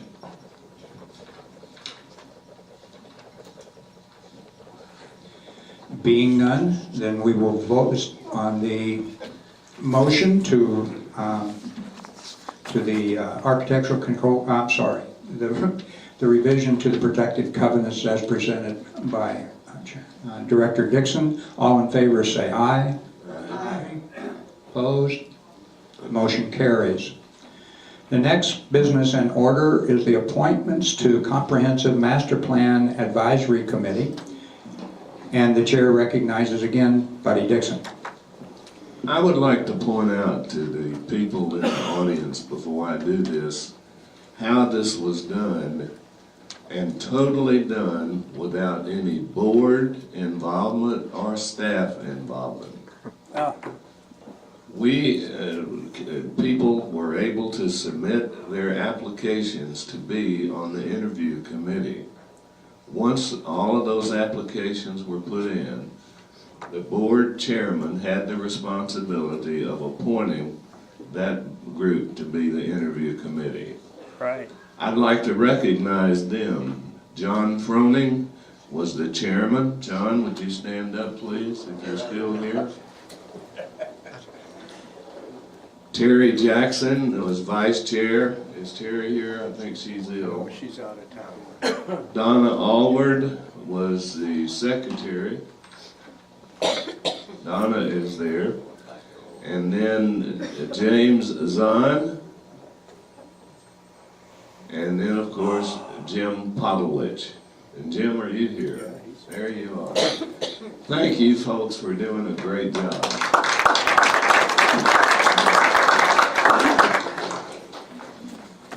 Now, to go further, my motion is to approve the appointments to the Comprehensive Master Plan Advisory Committee. The interview committee, without, again, any interference from, okay. I need a second. You got your second, okay, please go ahead. The interview committee they had 22 interviews, and it was their responsibility to come and bring us the 9 members that were to be approved by the board today. Not one time did any board member or staff member attend any of those interviews.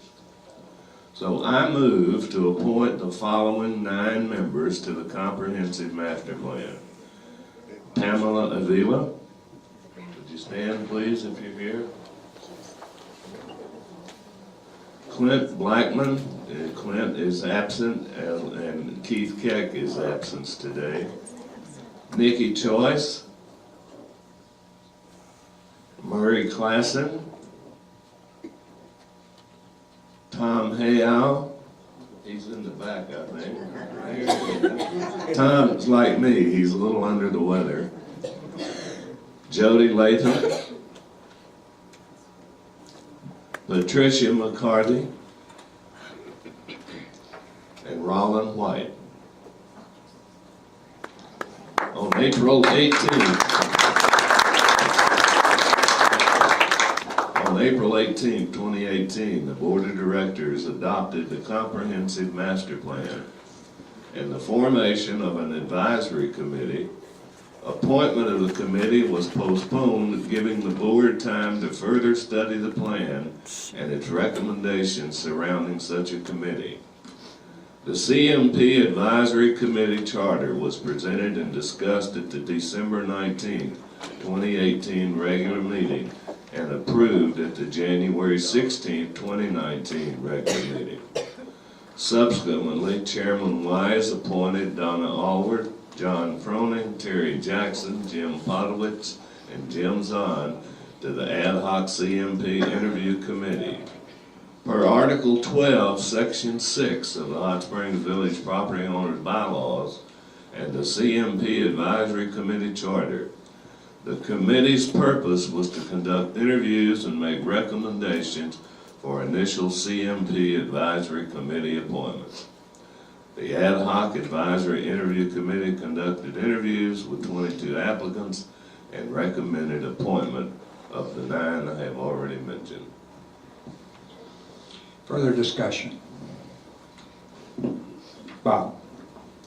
Yeah, I'd just like to make a point. The speaker this morning was questioning the areas of the village that these candidates live in. A little research on a packet today would give you all that information because their resumes are right there. So instead of asking us to do the work, why don't you guys do the work? What packet? No, the resumes were, at least in my packet, yes. And The board sees the resumes. Those are not released publicly because they have addresses and phone numbers and things. So my apologies, Mea Bob. culpa, mea culpa, mea culpa. okay. Yeah. All right. Any further discussion? So why don't you tell the people? Mr. Chairman, Yes. although the villagers aren't going to get a chance to see the resumes, I happen to go through all of them.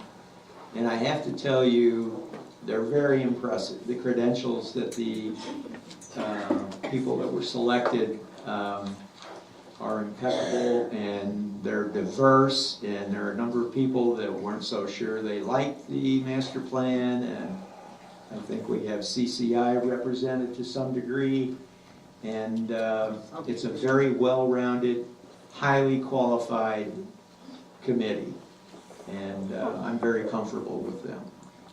Could I read a statement that John Froning made when he sent me the list?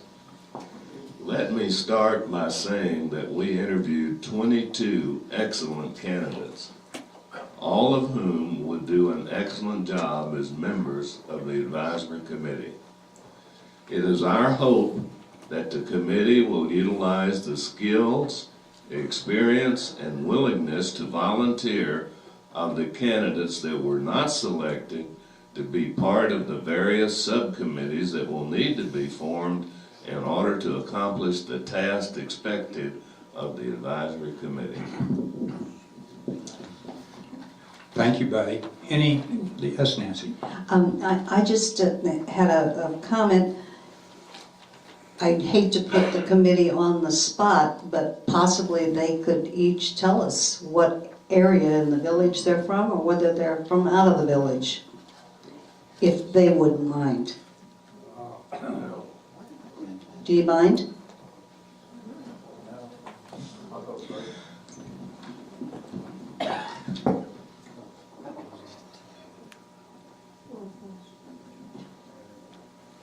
My name's Murray Clausen. I live on the southeast shoreline of Lake Balboa. Thank you. My name is Nikki Choice. I am currently not a resident, but I will be moving to the village this year.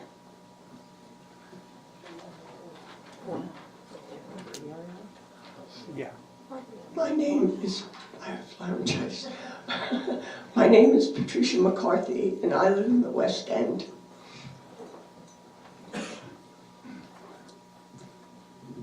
I am Jody Latham, and I represent Cooper Communities.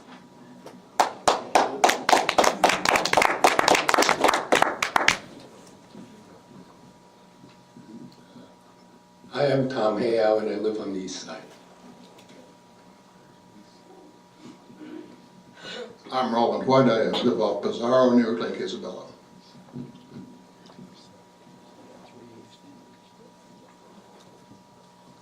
Got one person on the left. My name is Pam Avila, and I live on the west side of the village. Near the gate. Thank you very much. Would you like the others that are missing? So Clint Blackman is a non-resident property owner. He owns a home on Lake Balboa. Keith Keck lives on the east side. Right. Isabella, is that right? Yeah. Thank you, committee. I won't do that to you again. Very good. Any other comments or discussion? I'll just make a brief comment. I think the process was exceptional. I think the participation was exceptional.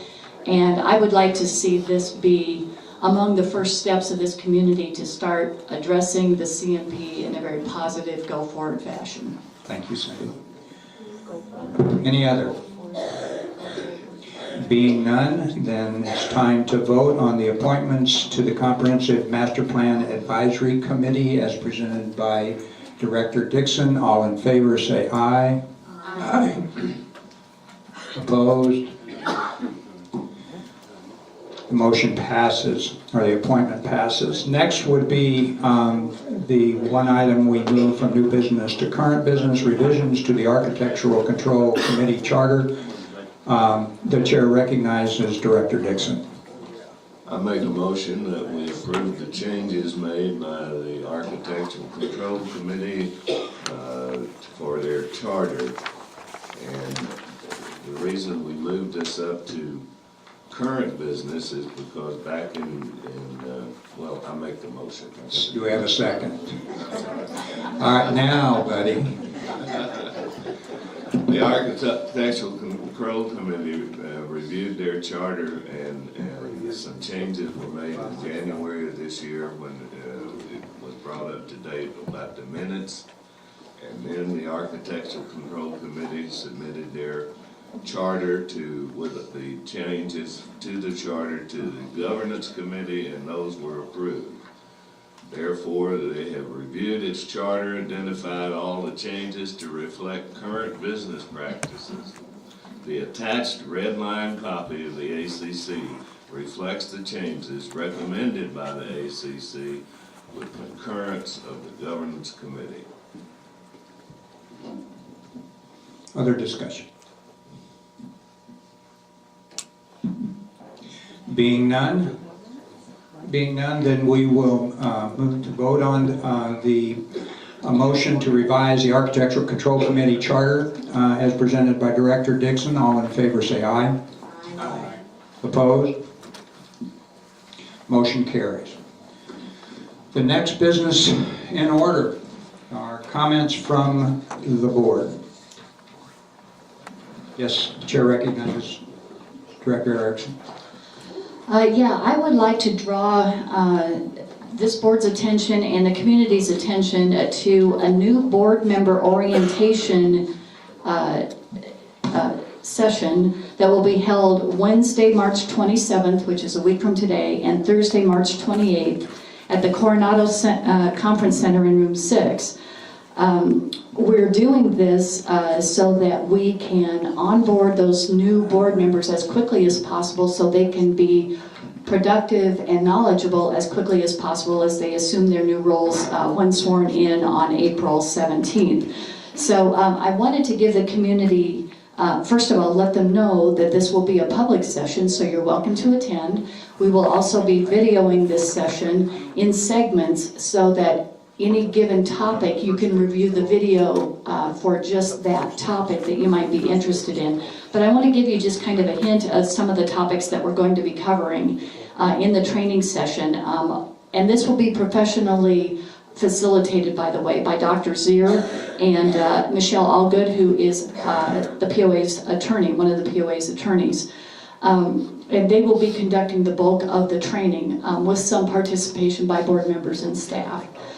Some of the topics will include history of Hot Springs Village, untangling the layers of law that control the POA and the board, our governing decisions, our defending board decisions, managing risk, a governance board that has a public trust, our fiduciary responsibilities, separating the roles from operations and governance.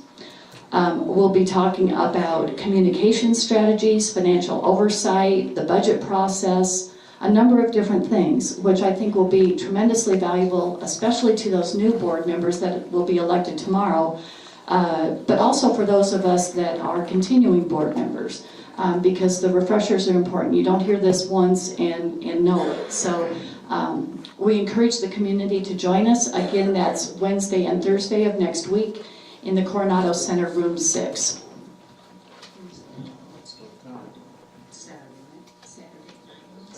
They asked what time. Oh, it starts at 8:30 with refreshments, gets underway at 9 o'clock. The first day ends around 4 o'clock, the second day about 2:30. And you're welcome to come only as long as you'd like. So we'll be publishing the agenda, and you'll be able to kind of pick and choose what it is that you'd like to come hear about. I will only add that you say come as long as you like. I'll just warn you that last year, everyone who came for an hour just to see what was going on ended up staying 2 days. It is very informative. We got a lot of very positive feedback, and I think for those of you who are interested, it would be an excellent use of your time. Nancy?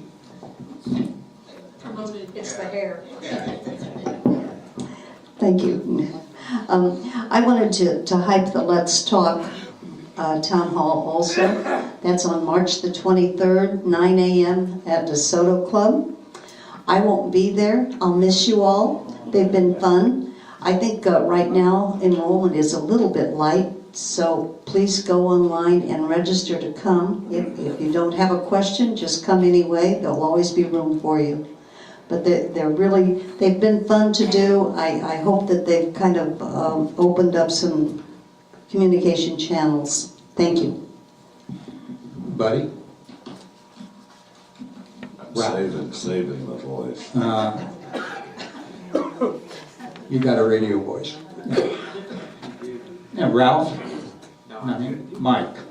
Yeah, I have a couple things. I want to go back to broadband for a minute. There was something in here about Wi-Fi at the Coronado Center and the Ponce Center.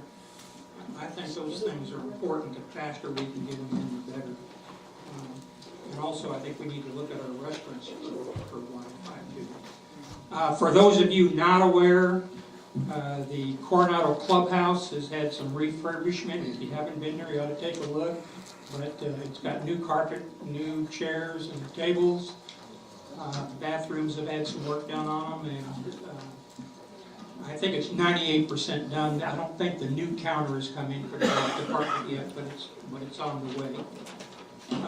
Danville Road, just to give you an update, both bridges are now being worked on.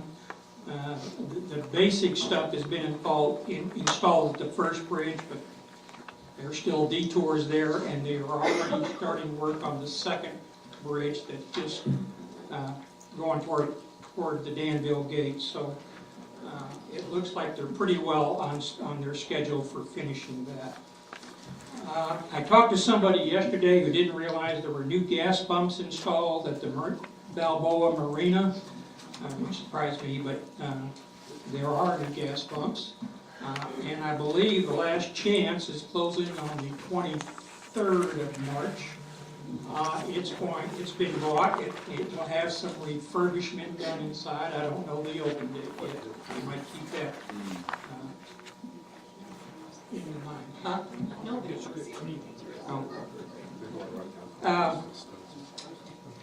Yeah, that's about it. I've already stepped on my tongue once, so I passed. But we really like that tongue, so don't worry. Right. Okay. Yeah. I normally don't have many comments, but today I do. And I just prepared some notes here to share with y'all. Recent emails, comments in social media and the paper, as well as feedback from conversations with property owners, have once again exposed to the board and me that property owners still may be confused about the different responsibilities of the board and management. This confusion has and continues to create misunderstandings about who has made certain decisions on key issues relating to the association. So I want to take a few moments this morning to address a few of those misconceptions and then a couple of other points, just so we can all understand how the process has worked. First, I will address the CMP. The board, in its governance role, has the responsibility to protect the value of the association, to establish the vision, mission, values, and goals for the association, and to provide oversight of management by establishing policies and ensuring that those policies are followed.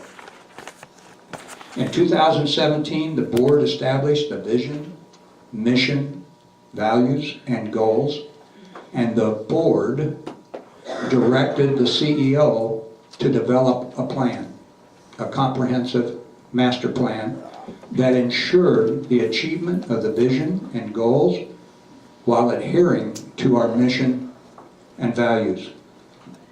The CEO did as she was directed and sent out RFPs and presented the results, including cost estimates, to the board for consideration. The board reviewed the information and made a decision to direct the CEO to proceed with the development of the plan for a cost not to exceed $500,000 and to have a plan ready for approval by the board in early 2018. The point I want to make is this. The CEO was directed by the board to develop a comprehensive master plan. The board approved the expenditure amount, and the board approved the plan. So to be clear, the CEO responded to a directive from the board. So if property owners feel compelled to point a finger at someone over the CMP, the finger should be pointed at the 2017 Board of Directors, not the CEO. Second, I want to address the vote on the declarations. Everyone should understand the vote on the declarations was a governance issue, not a management issue. The board is and will always be responsible for governance. Where I screwed up as chair was asking the CEO to be involved in the process of educating the association on their proposed amendments to the Articles of Incorporation and declarations that were created by the board. So I will say again, this was and will always be a board responsibility. Please understand, only the board, and in some cases the property owners, have the responsibility and the authority to make changes to the governing documents. So for those property owners who didn't agree with the proposed amendments to the declarations, I feel compelled to blame someone for recommending them, then you should be blaming the board and pointing your finger at us, not management. Third, for those who are frustrated with and don't support the new protective covenants, I will point out that the protective covenants are part of our governing documents, and only the board, not management, has the responsibility and the authority to create and change them. The new protective covenants were requested by and approved by the board. So again, if you don't agree with them and feel compelled to point a finger at someone, point it at the board. Fourth, we currently have 5 active lawsuits. Of the 5, 3 of those lawsuits deal with governance issues. The other 2 are operations related. But regardless whether they are governance or operations related, the board believes, after consulting with our attorneys, we feel that these lawsuits are being addressed in an appropriate manner at this time. Again, if you don't agree with this decision and feel compelled to point a finger, point it at the board. But if you still feel that you want to point your finger at management, and to a degree the board, for what they have done, I would recommend that you point your finger at them for stopping the unfortunate decline in association equity, 12.5% over 7 years. And then protecting our equity from further declines for the past 3 years. For the record, association equity through February of 2019 is up 5.4% over the low in 2015. If you want to point your finger at management for taking steps to restore reserves of the association, which were virtually zero just 2 years ago when this management team took the reins. If you want to point your finger at increasing capital spending to a level that exceeds depreciation. In other words, reversing the unfortunate practice of decapitalizing the association's assets. If you want to point your finger, point it at them for eliminating years of audit deficiencies. In other words, ensuring that the association finance procedures are finally in compliance with general accepted accounting principles. If you want to point your finger, point it at them for aggressively pursuing the deferred maintenance of the association that has been neglected in terms of infrastructure, facilities, and amenities. Infrastructure like lift stations, wastewater treatment, manholes, services, the replacement of outdated fire and sanitation equipment, and the replacement of other worn-out rolling stock. If you want to point your finger, point at them for replacing the pickleball courts and making long-needed repairs to the clay tennis courts, the renovation of the RV park, and just mention the refurbishment of the Coronado Clubhouse. And finally, if you want to point your finger, point it at them for doing all this while maintaining the debt and viability ratios at levels that are 6 and 3 times respectively better than required by our policies. So with all this in mind, You're a hero. with all of this in mind, I would like to inform the association that the board has just completed its performance evaluation of the CEO. The process used may very well be the first time in the association's 49-year history that the entire board utilized a professional evaluation process to evaluate and provide feedback to the CEO. For sure, there are always opportunities to improve any process, and I am sure if improvements need to be, that future boards will make sure that those are accomplished. And finally, on behalf of the board, I want to inform the association that as a result of this review and the board's continuing focus on protecting the value of the association, that we as a board have unanimously voted to renew the contract of the CEO, Leslie Now.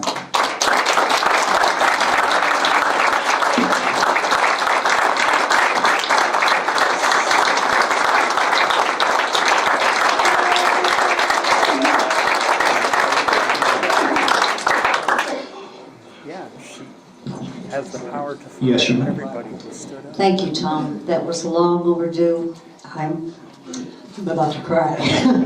Thank you for doing that. Okay, moving on. Comments from the audience?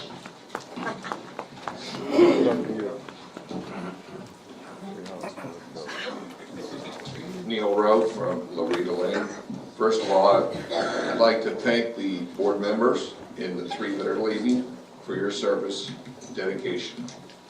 My second question is, we have not heard anything about the sanitation issue concerning Jessieville tying into our system and how that impacts with Cooper and all. Can you get a report on that? Would you go ahead, Leslie? Yes, my understanding, and Jody's here, she might could share more with you, but my understanding is that they've not released their easements on that and may be working on other things directly with the school, but that's the update that we have. Okay, so everything is still in works? Yes. Thank you. John Whiter, former board member, and I live on Lake Balboa, 35 Saldana. Tom, let me tell you, outstanding what you just did. I'm proud of you. I'm proud of this board. I'm proud of the board that sat in 2017 because the comprehensive master plan that's being put in was a product of that particular board. Okay. Also, I want to say that there is absolutely nothing, okay, that we can get behind more than this comprehensive master plan. Now, I remember when the CEO was tasked with putting that together. 18 points.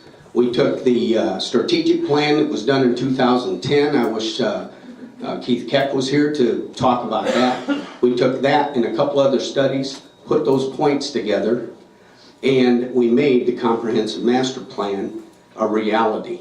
Thank you, CEO. Appreciate that. Now, this committee that has been hired, okay, to regulate and be the liaison to the board for this, I appreciate the fact that, I appreciate the fact that they are going to have a lot of work to do.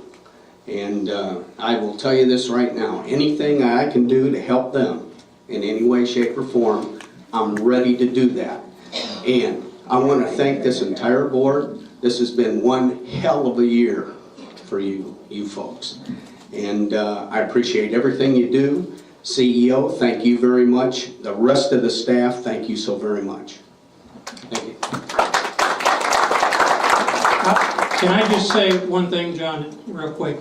They haven't been hired, they've been appointed. Appointed. They don't get no pay. Got it. You know something, Mike? I knew that when I said it.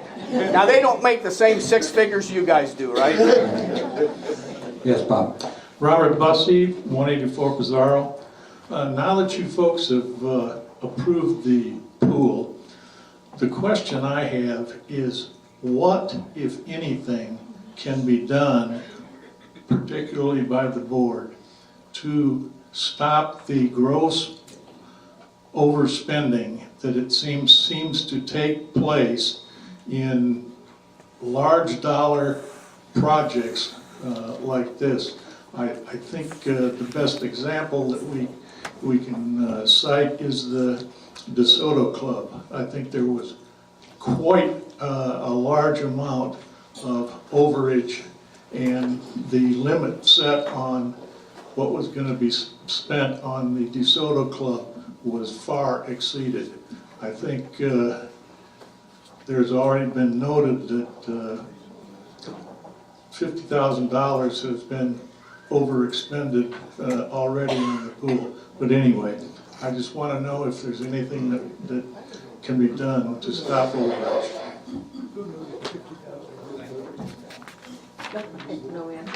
There is nothing then?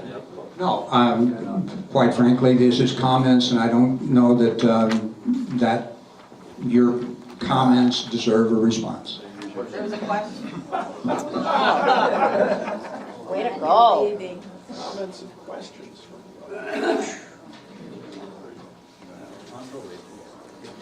My name is Evelyn Wheatcroft, and I'm here to speak on behalf of the bocce courts. I found it hard to believe after reading The Voice that we still have to fight for our bocce courts. My husband and I both are in our 90s, and we've enjoyed playing bocce since it began over 22 years ago. Many outdoor activities can be enjoyed within this village, but as people age, their abilities begin to diminish. And in order to keep playing, the tennis and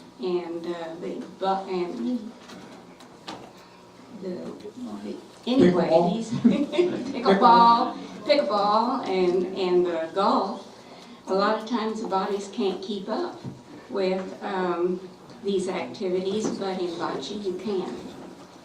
And so I just wanted to let you know that there is a sport, and it is required very little action, and we can play it and have fun, and it does require skill. Me plus 40 other faithful people want to see this sport to be continued. And in the past, we have put up with the cast-off lawn bowling court, the wrinkled carpet, a dangerous drive down to the courts, but we've asked for very little. We have a group that loves playing this game, and we think that we as village residents deserve it. Thank you.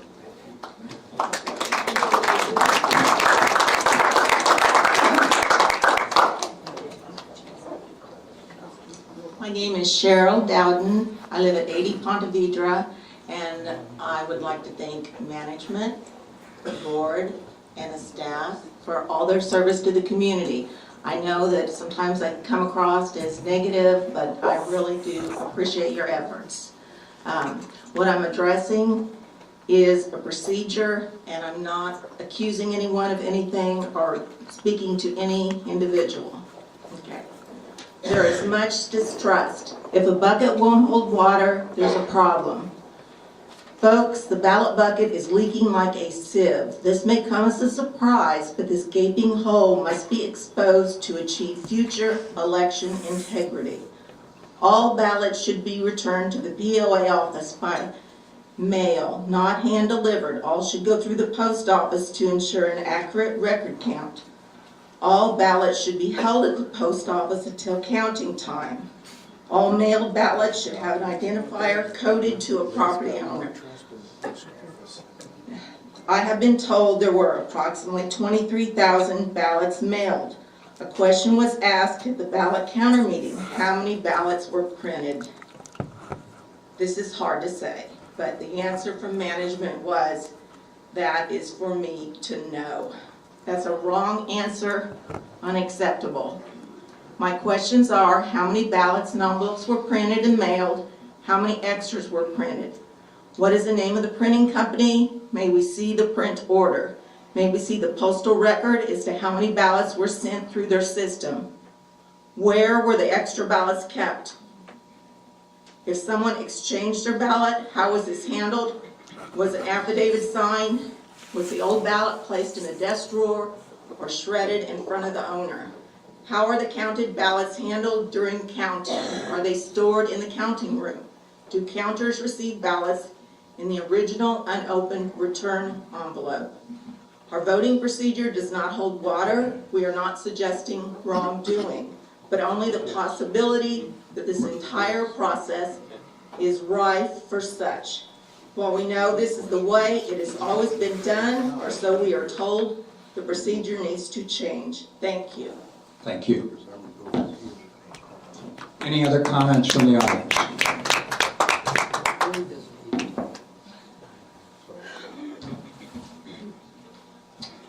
Lloyd Sherman, 7th COA, and let me start by saying I like being in the weeds, and you guys probably know that by now. I sent through a memo yesterday afternoon, late to the board and to Ms. Nally, and I'd like to just go on record as saying that, kind of in a follow-up, that I am a preemptive kind of a person, also a ex-auditor in my previous life. And I have proposed a accounting procedure that can be done on this current vote to ensure that there is no second guessing that's going to go on after the vote. So with that, item number 1 is provide a copy of the invoice. That'll give us an indication of how many ballots were printed. It won't be acceptable just to say how many. You have to show the invoice. Provide a count of ballots mailed to both residents and non-residents. Provide a count of the replaced ballots, which should be on the affidavit log. Have the remaining non-ballots counted, non-voted ballots counted, and provide the accounting immediately following the election results or in conjunction with them. Post-election, and when available from the post office, we should have an accounting from the post office of everything that came back through the mail. So, all I'm doing is suggesting that we do our job ahead of time and just make sure we don't have second guessing going on in the back end. That's all I have for today. Thank you. Thank you.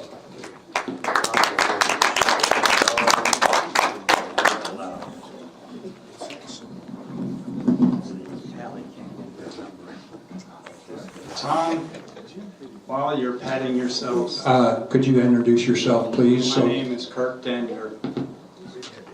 While Your you're patting, address, please. 1 Soga Place, Thank you. Hot Springs Village, Arkansas, 71909. Tom Weiss, while you're patting yourselves on the shoulders, on your shoulders, for the turnaround of our finances in the last 3 years, let us also show our appreciation for the homeowners for having their assessments doubled coincidentally in the last same 3 years.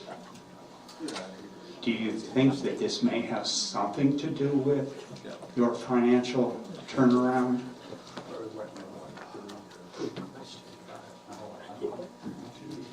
You've got 2 minutes. Keep going. If you have something else to say. Where's the discussion on the pool? All the let's talk Coronado pool presentation, it was made clear that the Board of Directors have not discussed the pool project. Today was the only discussion supposedly done by your Board of Directors, which lasted for about 3 comments on a $1.25 million project with no bids, which leads to a high probability and suspicion of a conflict of interest. What? What are you talking about? There's no bids on the pool. That's not true. How do you think we got a bid? Well, she just made a proposal to make a bid and you pushed it down, so that means there hasn't been any bids. That's not true. And if, again, apparently you're confused. And I would recommend that you take advantage of Leslie's offer to make an appointment and come in and sit down and go over all the facts. And that might help you, be more clear about what has happened and maybe a little more comfortable with the fact that this board is fulfilling its fiduciary duties. Thank you. Thank you.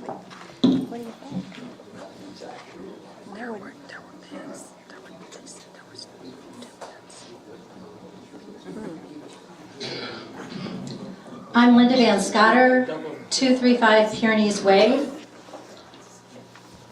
I'm often told that I'm very negative, and yes, there are a lot of no's on my shirt.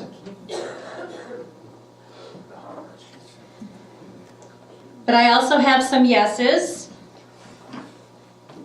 I say yes to the road repairs. I say yes to a better board. I say yes to better budgets. I say yes to more transparency. If the yellow vests can take over Paris, then the yellow shirts can take over Hot Springs Village. We are a strong movement. We are a force that is getting stronger. We want to see more transparency. We were not happy with the budget last year. We don't believe your numbers. And we don't believe you because you don't tell us what we ask.